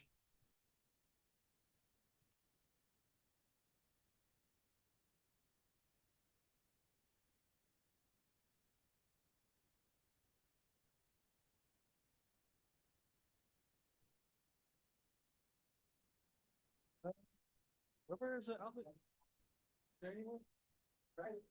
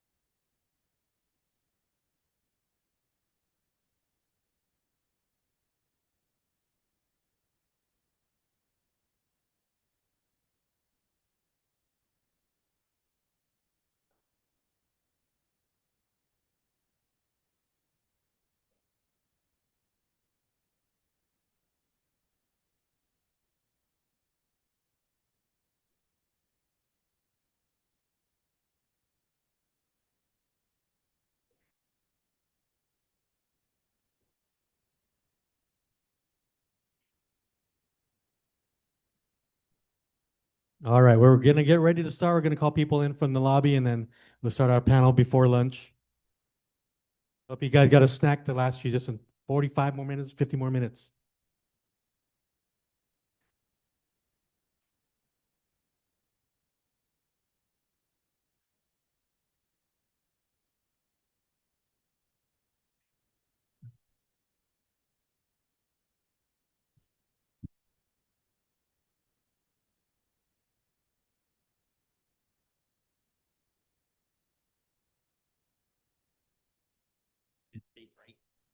Hey, John. You okay? Well, There's only gonna be 3 of you. Oh, okay. Oh. However you want to move, you are the center. Want to move down or? I'm good. I'm good. Yes, I'll get them. Get over here. Very good. I need a mic. Go. Hi. Good morning. Okay. All right. So for our second panel of the day, we are having Mr. Bob Dames, Ms. Corrine, and John Ujoa from the Guam Judiciary here to speak about reentry. We did have a person with lived experience scheduled, but she was unfortunately unable to get the approval. So it would have been really valuable and great to hear her perspective of reentry and the challenges she faces. So maybe we'll be able to get that input later on. But for now, I'd like to welcome John, Corrine, and Bob Dames, please. And so as you guys feel you want to do, if you want to go left or right, go ahead and introduce yourselves and give some details on your program. Good afternoon, everyone. I'm Probation Supervisor John Ujoa. I'm with the Judiciary of Guam. I currently supervise the Guam Adult Reentry Court as well as the DWI Treatment Court. So today we'll be speaking on behalf of the Guam Adult Reentry Court.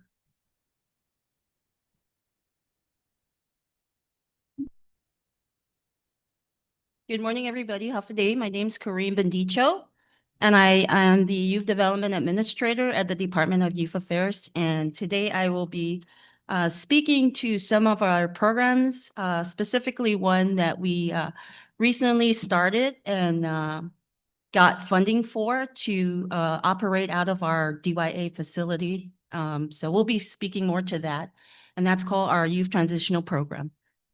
Thank you for having me.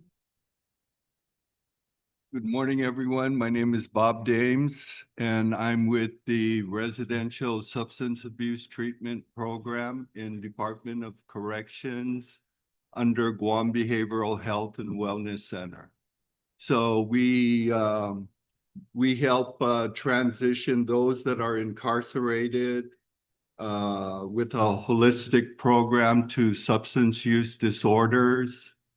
And it's a 6-month program, and we help them to get back into the community. So actually today, this week, we started our 34th cycle. It's been going on since the year 2000. I've been involved in the last 9 cycles at Department of Corrections. So as I was leaving today, I asked them, since we're dealing with homelessness here in this summit, I asked them, so how many of you have a safe place to go to after commencement in April? So 8 out of the 14 did not have a safe place to go to in our community. So that's one of the challenges that hopefully we're going to be addressing today. Thank you. Sure. And go ahead, John, if you want to give some background of your program, some history. So the Guam Adult Reentry Court Program is a court-supervised reintegration program for individuals returning to the community from the Department of Corrections.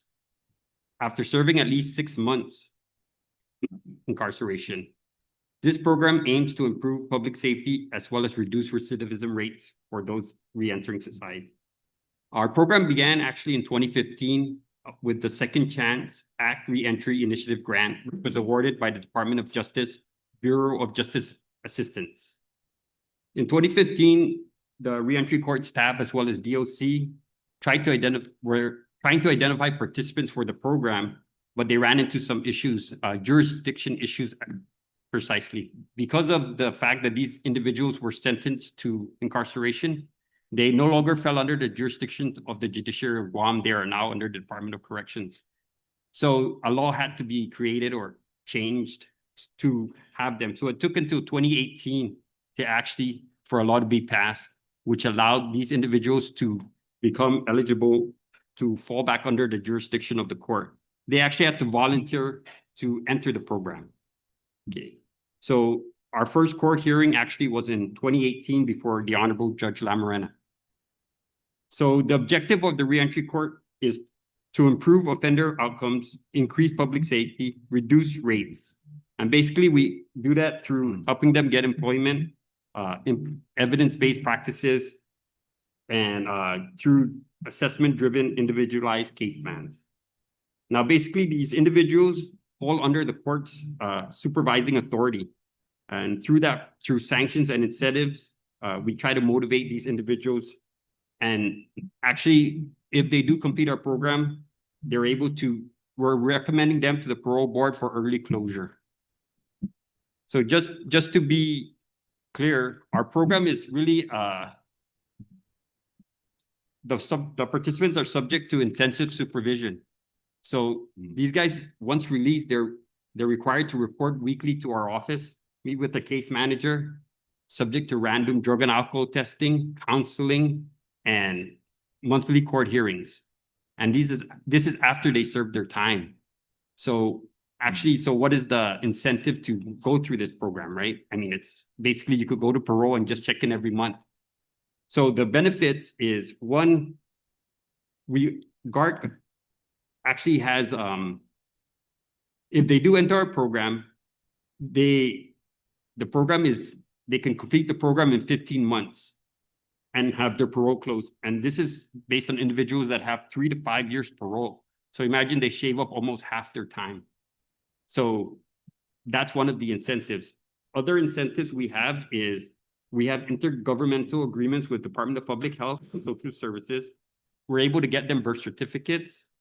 We have agreements with Department of Labor to help them, fill out their application, have them, is it America Job Corps, help them through there. We also are able to have them get their driver's license, Guam ID. The program will pay for their Guam IDs, driver's license. We have also contracts and subawards with Guam Behavior for peer support for those that need it, female and male residential treatment with Lighthouse Recovery. We have vocational training services with Guam Trades Academy, where we'll pay for classes for them to attend if they want to seek a trade, as well as MUJA. We can help them get their GED. We'll pay for those courses. Another thing we do pay for is driver's ed. Those that are coming out and need to get their driver's license, we'll pay for that as well. Okay. And right now, the reason we're here is we're also trying to work with getting them transition housing. It's been a work in progress. I think it's like 3 years we've been trying to help. Now, not everyone is can avail of the program. First off, we do assessments to see if they're eligible. They must be medium to high risk, and based on our history, almost everybody coming out is medium to high risk. 18 years old, they must be able to comply with reentry court's case plan. They must have the mental capability and to actively participate. So we do use screening tools. We screen for, one second. We use several tools. We use the mental health screening tool. We use drug screening assessment tools. There are also some exclusionary criteria. Like I mentioned, individuals exhibiting symptoms of mental disorder or substance abuse that would be best addressed in other programs like our drug courts or our mental health courts. They don't qualify for our program. Individuals with violent offenses which resulted in death or serious injuries, aggravated assault, Also, individuals with sex offenses that require registration with the sex offender registry. Also individuals who already have a support system at home. If we interview them and assess them that they can, they don't really need our program, then they're excluded. And like I mentioned earlier, any individual that has served less than 6 months, you have to serve 6 or more. We also terminate or don't allow individuals who commit acts of violence, creating substantial risk to our service providers, vendors, and community partners. So, like I mentioned, our program is 15 months long at its shortest. It can go up to 2 years, 3 years if we extend it. It's actually just a 2-year program, but you can complete the program in 15 months and have your parole closed early. We run in 3 phases. Each phase you must test, and if you test positive in any of the phases, you kind of start again. So it's very intensive. And you don't start in the beginning, you kind of start in the phase. So it's almost a 3-month phase, a 6-month phase, and the final phase is also 6 months. So that comes up to 15 months. And if you test positive in the last phase, you have to start again the 6 months. So we've had individuals kind of like the last 2 months test positive and they have to start again, start the 6-month period again. Okay, currently we have 20 participants and we've graduated 12. It's not a lot, like I mentioned, because it's really intense and some of the individuals don't, we tell them off the bat that it is really intensive and some of them choose not to avail of it. Okay? You want me to go on through our challenges at this point? Maybe if anyone has any background information they'd like to give for their programs. Sorry, here you go. So that's our program. So we work very closely with the reentry program with John and his staff. Everyone that is eligible within the RSAT program, I call it RSAT because residential substance abuse treatment, right? RSAT program. So that criteria that he mentioned, they have to have parole. So if they do not have parole time to do, and they're just going to be full-time release after completing the program or before the program is commenced, then they may not be eligible for the reentry. But the reentry court has really doing tremendous for our community. When it started way back when the lieutenant governor was the administrator at the judiciary, it gave an opportunity for everyone to come together and come up with some real solutions to the problems that were faced in the community. However, they only have a certain niche, right? There's others that are coming out of incarceration from RSAT, from corrections, and they don't have that continuum of care. They don't have that aftercare services per se that the reentry court can avail them to. So it gets a little difficult for them to stay focused after receiving such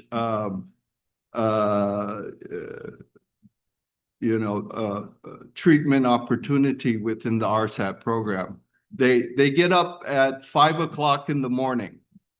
6 to 7, they're doing PT.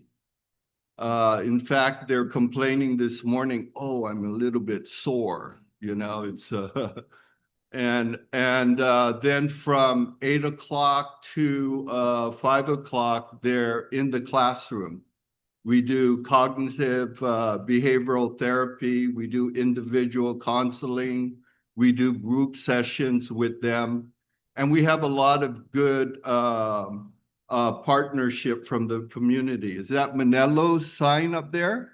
They're one of the ones that come in and they do a workforce development along with Department of Labor that comes into the program to get them on Higher Guam, get them connected, understanding the services that are available to them as they transition into the community.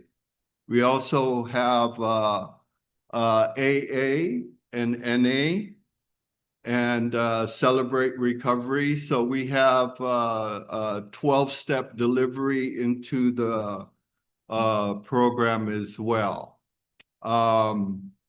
We also do credit recovery. So those, a high number of those that are incarcerated did not finish school. So we have a smooth out coming in, and some of them actually graduate while they're in the program within 6 months, but some of them continue as they come out to the community. And we've had graduates as well back in the community. So a very holistic approach to treatment and recovery, and it works. That's the good news, is that it works. However, the big challenge is to keep continuity of care after they leave corrections. So sometimes we have people meet them at the gate when they're leaving and making sure they get from point A to point B so that they can continue on their recovery area. Because a lot of times those that come out of incarceration, all they have is this trash bag coming out. That's all they got. And they don't even give them the $50 anymore. So imagine coming out like that and you have very limited resources. So we try to build resources through invitations with the community to engage in the program so that they know that there's folks like us that do care that they would succeed coming back into society, right? And so, yeah, that's all for me right now.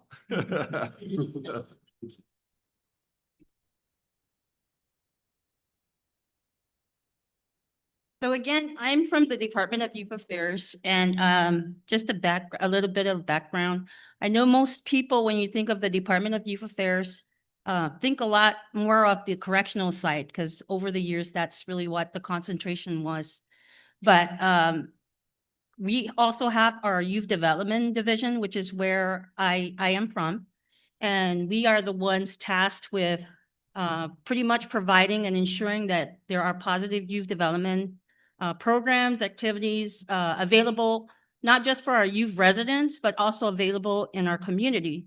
So for those of you that are not aware, we also do our prevention outreach programs through our 3 community youth resource centers. And we have one available down at Hoggett. That was our first center. And then our second one was up at the Lago Youth Resource Center in Dededo. And our third and most recent one in 2015 was the Cutton Youth Resource Center located adjacent to our main facility. And I bring this up only because our Youth Development Division is who oversees one of the newest programs, which we created in response to reentry strategies to employ. And that was something that we just recently developed. It's called the Youth Transitional Program. We had the opportunity to partner with the Department of Public Health and Social Services and entered into an MOA to establish this program project. So it's still very much in its infancy, but we have tried to pilot and transition this program off and get it off the ground. So we've actually had at least 2 participants that were able to successfully reach the goals that we established for them. And then currently working with like 2 others. it's been a challenge to try and really get it off the ground as much as we wanted to, because like every other agency, we also suffer from staffing shortages. But we do, in the meantime, employ a lot of the strategies that are associated with reentry, with the social workers and the community program aides that are working under this division. So just a little program overview about our youth transitional program. It's designed to facilitate the successful transition of youth aged 16 to 21 from the YCF or youth correctional facility, or cottage home, or temporary foster care placements back into the community. The program aims to reduce recidivism and provide holistic support that address the educational, vocational, social, and life skills development, and the health and well-being support of program participants. Through combination of individualized case management, skill development, and community linkage and engagement, the program seeks to empower youth to build sustainable and positive futures. So again, the program aims to achieve stability for 16 to 21.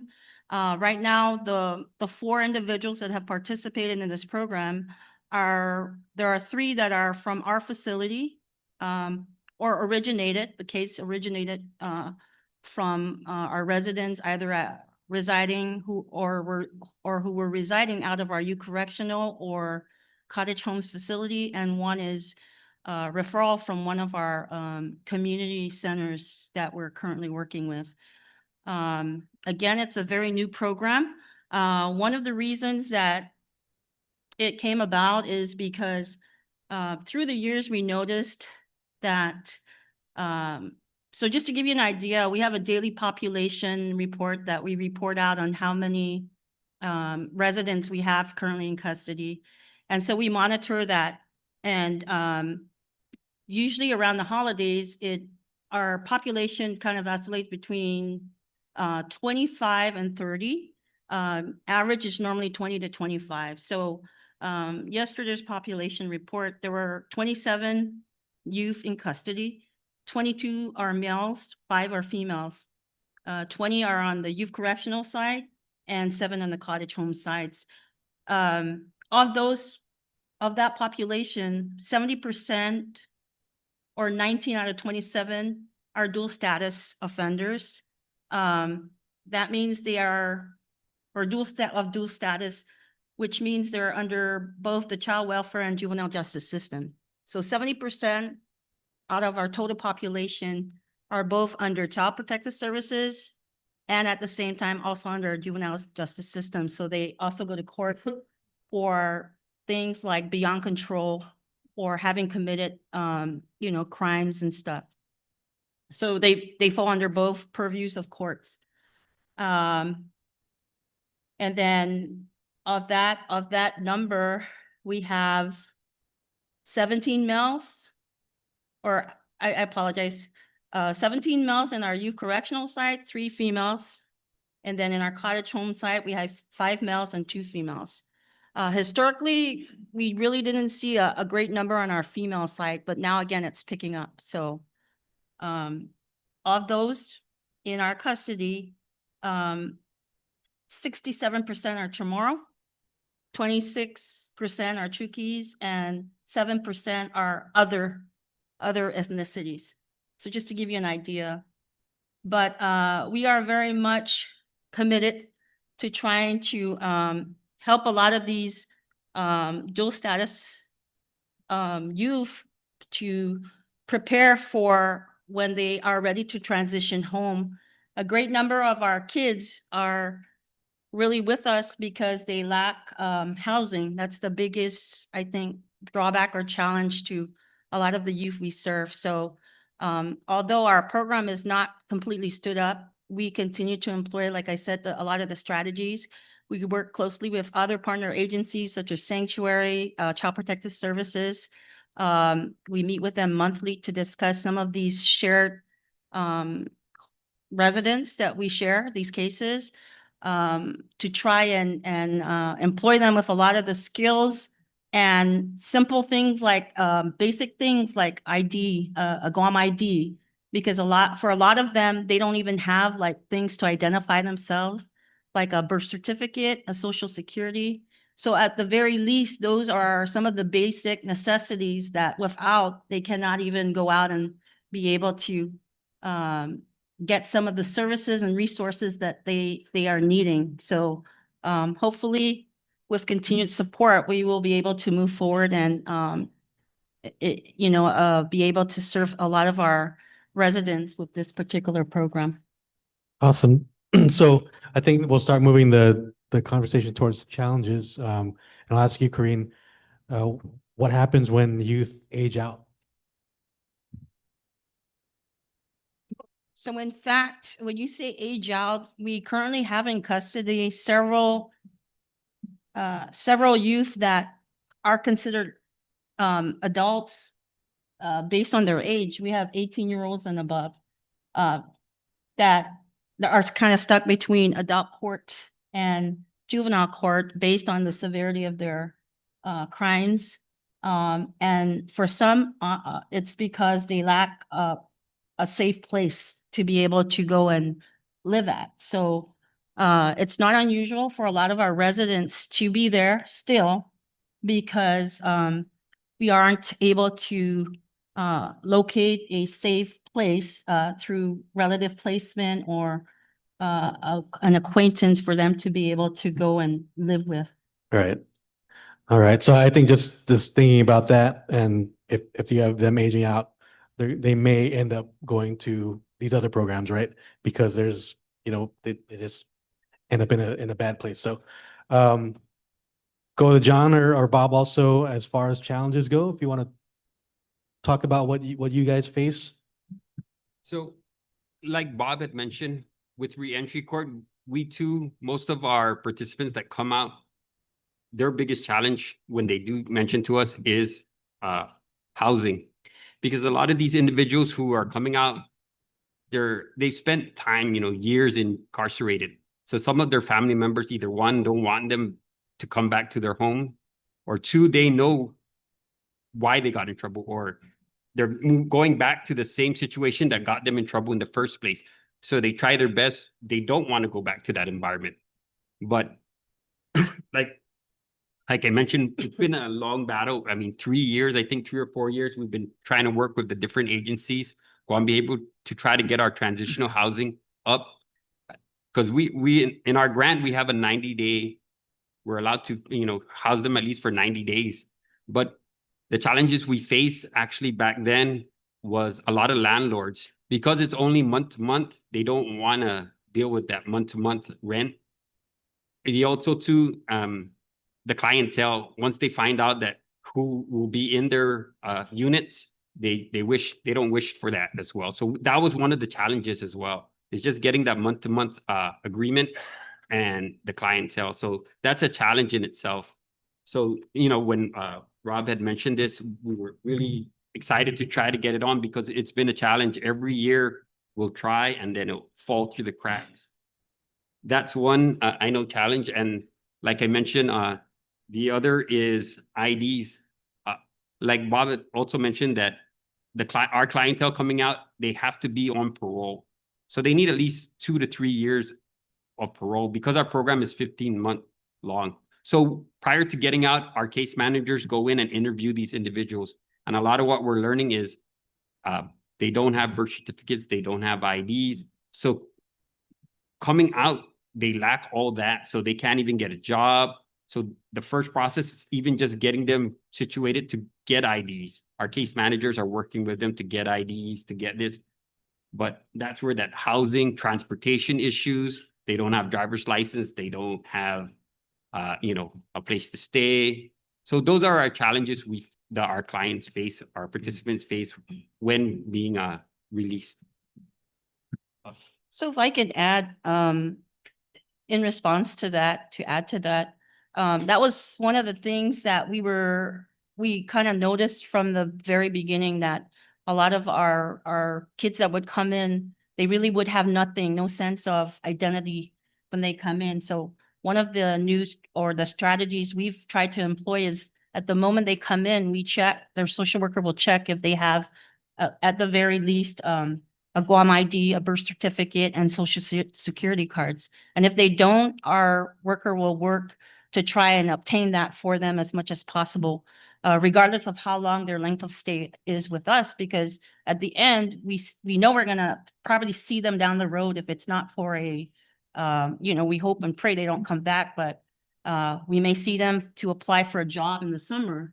And we want them to be on the same playing field as all the other youth on Guam. So at the very least, those are some of the strategies we talked about trying to employ at the very beginning of when they are remanded to us.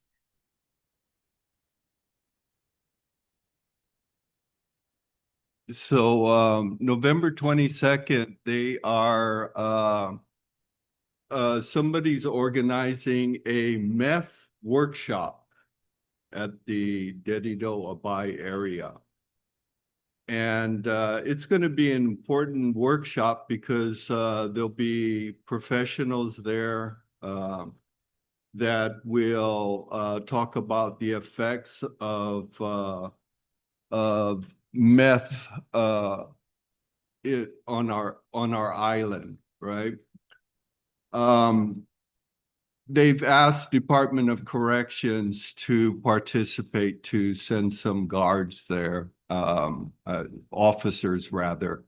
But I hope other staff, other people from corrections would show up there as well. And in response to that invitation from DOC director to his staff, one of the majors said this on an email. And I'll just take a highlight of it, okay? A lot of arrests, and this is just this month. A lot of arrests were made today for possession, and a lot of recidivists were arrested today for possession. Some people coming back in because the streets on the island are flooded with the poisons of drugs and meth. Incarceration, I'll go down next paragraph. Incarceration is not the solution for those who are addicts or users. They need treatment and counseling. Incarceration is not working for all these recidivists because the poison is out there on the streets. This is from the major in corrections. Every single cycle that I've had from cycle 25, and I'm on 2034.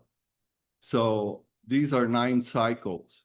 Every single cycle I have maybe 10 to 15 inmates that come in for their substance use disorder, right?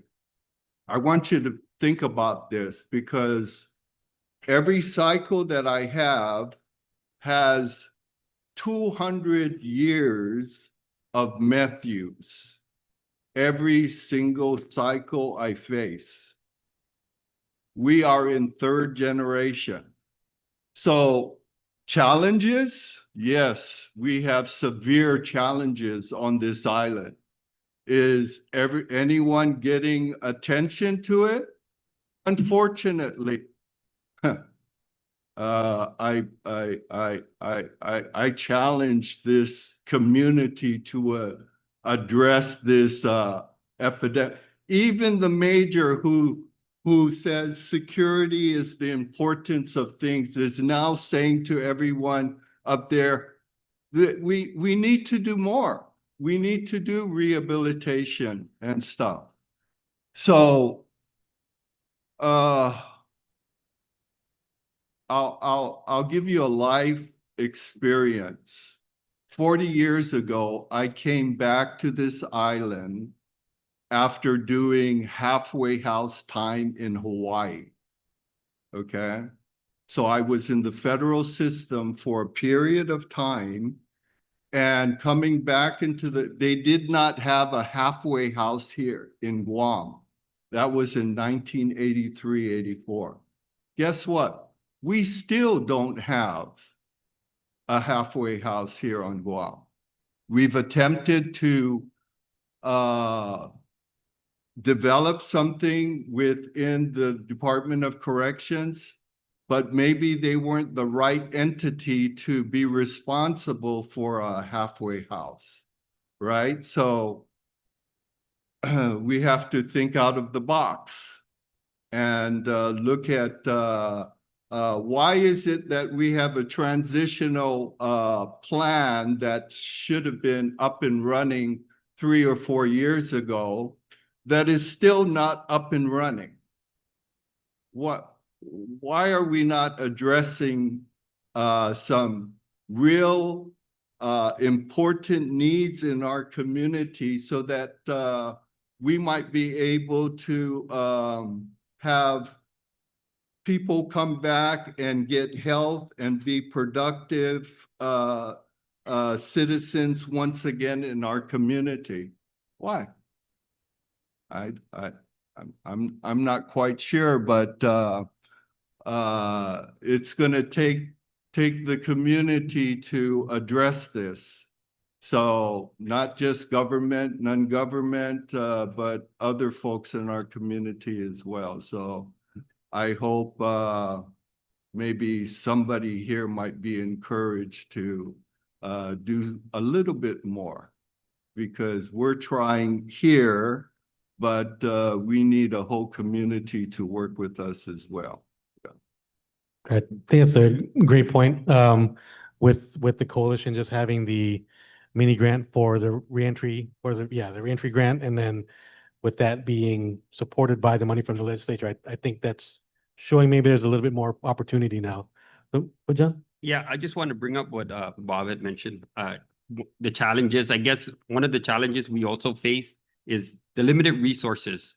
You know, our treatment providers is such a small pool that you see the same providers working almost to the point that they hold regular jobs, and then we'll contract them to do our services as well. And we've had it where they'll just call to take like a 2-week break because they're just burnt out, because not only are they have a full-time job, they're also doing counseling on weekends, after hours. So that's one of our challenges is resources, counselors. There's not a lot of them on Guam. So that's a challenge that we face. Yeah. The same for social workers. Yeah. So yeah, housing, I just like also to remind everyone for the IDs, we do have an MOU, OHAP or DHAP. We have to rework it since we're now part of public health. But we had this MOU signed, I think in 2022 or 2023, that does allow for homeless and unaccompanied youth to receive a free Guam ID. And I think it's 1 annual per calendar year that they can get for free. So that's one thing that is in place. But even talking to everyone here, it's like everyone kind of says they do it too. But when we meet everyone, it's like they don't know, they haven't gotten their ID. They were just released. I think we did run into a few that were, asking what's going on, and he was like, I just released. I don't have anything. I don't have ID. Also, another thing is once they get arrested or taken away, their belongings get trashed or thrown away. So I think I need to, have a conversation also with law enforcement to see what we could do about maybe creating some kind of program that holds those belongings. I know they normally have it at the station or something, but something that we hear a lot from our clients also. So seeing that we're at 11:50, around 5 minutes before we hit lunch, I don't want to stop anyone. Does anyone have any questions about anything? Go ahead, Karen.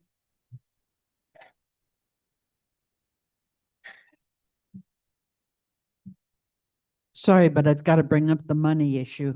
So, when somebody comes out of prison and like the gentleman talked about this morning, they maybe can get a half-time job, probably at minimum wage, and they may be doing some side jobs. I mean, they're doing everything they can, and they can't afford an apartment in our economy today. And if they can rent, if they can find a room to rent, those aren't I don't want to say stable, but you know, you don't have a lease, you don't, that you can be kicked out at any time, not by your fault, but we found with a person that our church has helped some that, you know, they've been there in a room, everything's going fine, and then the family from off island is coming on island and they want to stay there, you know, while they find a house, and so then the person's kicked out, or somebody else is moving in and they don't want another person there, and so they're, you know, they're, I don't want to say kicked out, but you know, yeah, they can't live there anymore. So there's that too, you know, that so often, even if they have jobs, with the high price of our rental right now, what are you going to do? I mean, there still isn't any housing. I think all three of them mentioned it also, and just in general, we exist because that's the problem that we're faced with every day. So, you know, the affordability, our location, our strategic, what? You know, you're there every day. You get it.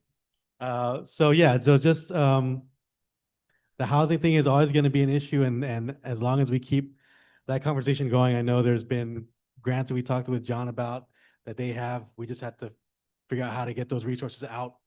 So go Corinne, if you want to say anything? Yeah, I wanted to add that one of the challenges we noticed most recently was with the banking institutions too. Like we have a population, our youth population who are 18 transitioning, but there's gaps in between that. And so the reason I mention that is we've had some of our residents who we had participate in our summer youth employment programs, and they banked all their money. Like we helped them get the ID, showed them how to go cash it. And then when it was time to go put it in a banking institution, they didn't meet the criteria. They required somebody to sign off with them. So that's another issue that we need to address, I feel, as a community. Great. Okay. And I just wanted to thank you for what you're doing as a church community, because I've seen where church community has been very responsive to those coming out of incarceration and has been part of the solution. We have one community partner that business-wise that is providing right now both shelter and employment, right? So they are a lot of second chance employers out there. It's just a matter of searching them out and you know, of course, got to build capacity to be able to take care of yourselves, right? Yeah. Thank you. Great. So I mean, that could be a goal for the coalition, is to find all these employers and you know, just connect them more and not have it just be Bob or someone else, like spread out that resource to them. So but we'll, I think, and we're 11:54, so have you end our panel. Okay, so you're talking about IDs incarcerated. If you have an adult incarcerated who had a license, and then his license is gonna be expired in, let's say, 2009. But he cannot get it renewed because he's incarcerated. He's been incarcerated. His license about to be expired. He gets out maybe 2012. He has to take a test, or should you guys try to help him get his license back? Because it's only been a couple years. Well, if they're in my program, if they're the reentry court, like I mentioned earlier, I think it's 2 years if you don't have your driver's license or it's expired from where you have to take the test again. Yeah. And I think we can't talk to them to give it back, but we do send them to class to driver's ed, and we pay for it. So they'll charge us. They send us an invoice. I wish the Department of Corrections can do the same thing. I don't know if they can. Because It's just I was incarcerated, got released, nothing. I got nothing from them. Not even to go. Help me try to get my license because it expired in 2009. Up till now, I still got my, I had to take 2 tests. If I get my license, I have to take I get a first test. Right. If I fail it, I get one more test. If I fail the second test, I have to go to the school. A driving school. right. Yeah. Yeah. Those may be all revenue tax or federal laws that they have to go through. Yeah. Yeah. And then I remember you Yeah. when I was in DOC. I'll take a little bit of time off, before I leave, Robert, to have a little chit chat with you. Was there another question back there? But I'll chat with you, Robert, some. Probably running out of time for questions, Mr. Rob? We're about there. Thank you. Yeah, so I feel like time and time again, like research and data has shown that education is one of the biggest factors in reducing recidivism. Can you just briefly talk about some of the educational programs or vocational training that you guys might offer in your program? Like I mentioned earlier, we do offer, if they wish to attend the Ashmuja, which is basically helps them get their GED. The other thing we do offer is the Trades Academy will pay for vocational schooling as well. So that's part of our program. Yeah, so in addition to that, at the RSAT program within corrections, we do have a smoojow come in and start working with them to get their high school diploma. We do have a caseworker from Department of Corrections here, Mr. Rod. Maybe he can address the what they're doing within corrections as far as working with GCC and with their program within corrections. But you're right, every level of education reduces the likelihood to reoffend. Great to be here. Thank you, Bob. I was with Bob in the 25th cycle as a UOG intern, and I was with RSAT for about 6 cycles as a substance use provider.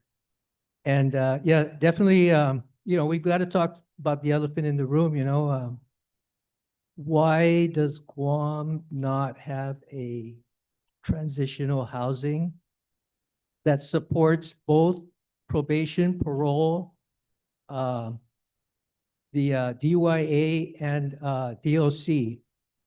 So presently, I'm a correctional social worker 3 across the prison from Bob, trying to develop the community corrections, and we have our struggles as well. But we all can benefit from transitional housing.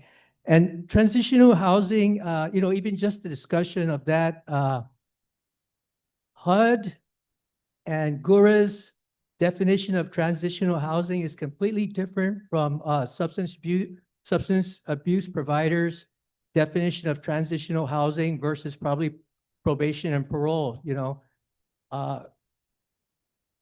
So really, we've got to get together and have this conversation. Rehab is not transitional housing. Rehab is a rehab. You still need transitional housing after rehab. That's the continuity of care. I've been to training from off-island providers so that I can provide modalities to our programs. And I say, hey, guess what? We don't have transitional housing, substance use transitional housing on Guam. The elephant in the room is we're about 15 to 20 years behind. I've read literature that talks about the difficulties with substance abuse treatment with transitional housing. And we don't have to reinvent the wheel. This is a standard in the state side. We have some transitional housing where after you finish the lighthouse, we're connected with Gura and we're gonna house you, but that doesn't work because you're now putting somebody that's coming from therapeutic community, you're transplanting them now in Crackville. And they're not gonna succeed because now they're isolated. We need substance use therapeutic transitional housing on this island yesterday. And Bob's been, thanks Bob for making it up to your platform. And I'm here. We've been talking to people for a while. And so that's it. What is the barrier to Guam having a therapeutic substance use transitional housing? What is the barrier to that? Because we have our own barriers, right? What is the barrier to that solution? Anyway, thanks for letting me share. Thank you so much. I think the barrier is just inventory and unfortunately money, as Karen said. So as long as we keep that conversation going and we try to find those changes, and sometimes it doesn't work at one time, and then 5 years later something happens and it changes. Same thing with policy. So it's all just trying to find the right time and the opportunities. So, but I get it. I think having the panel here is a good step for the coalition to bring that up and start thinking about this population, and then working with our other stakeholders that we have. So I appreciate it. I know we're at lunchtime. If anyone has questions, feel free to reach out to these guys. But you're released for lunch, and lunch will go to 1:20, and then we'll come back in here for the third panel. James. Nice to meet you. Vivian says Thomas, but the rest of us are Dane. I kind of see the similarity, right? Okay, so James, nice Yeah. meeting you. Yeah, you I'm over at too. UIA, so I'll Yeah. call you by name. Yeah, thank you. Yeah. Yeah. Hi.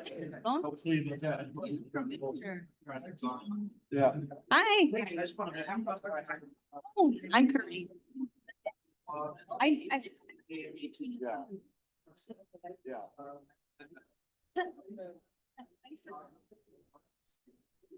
Residential substance abuse treatment.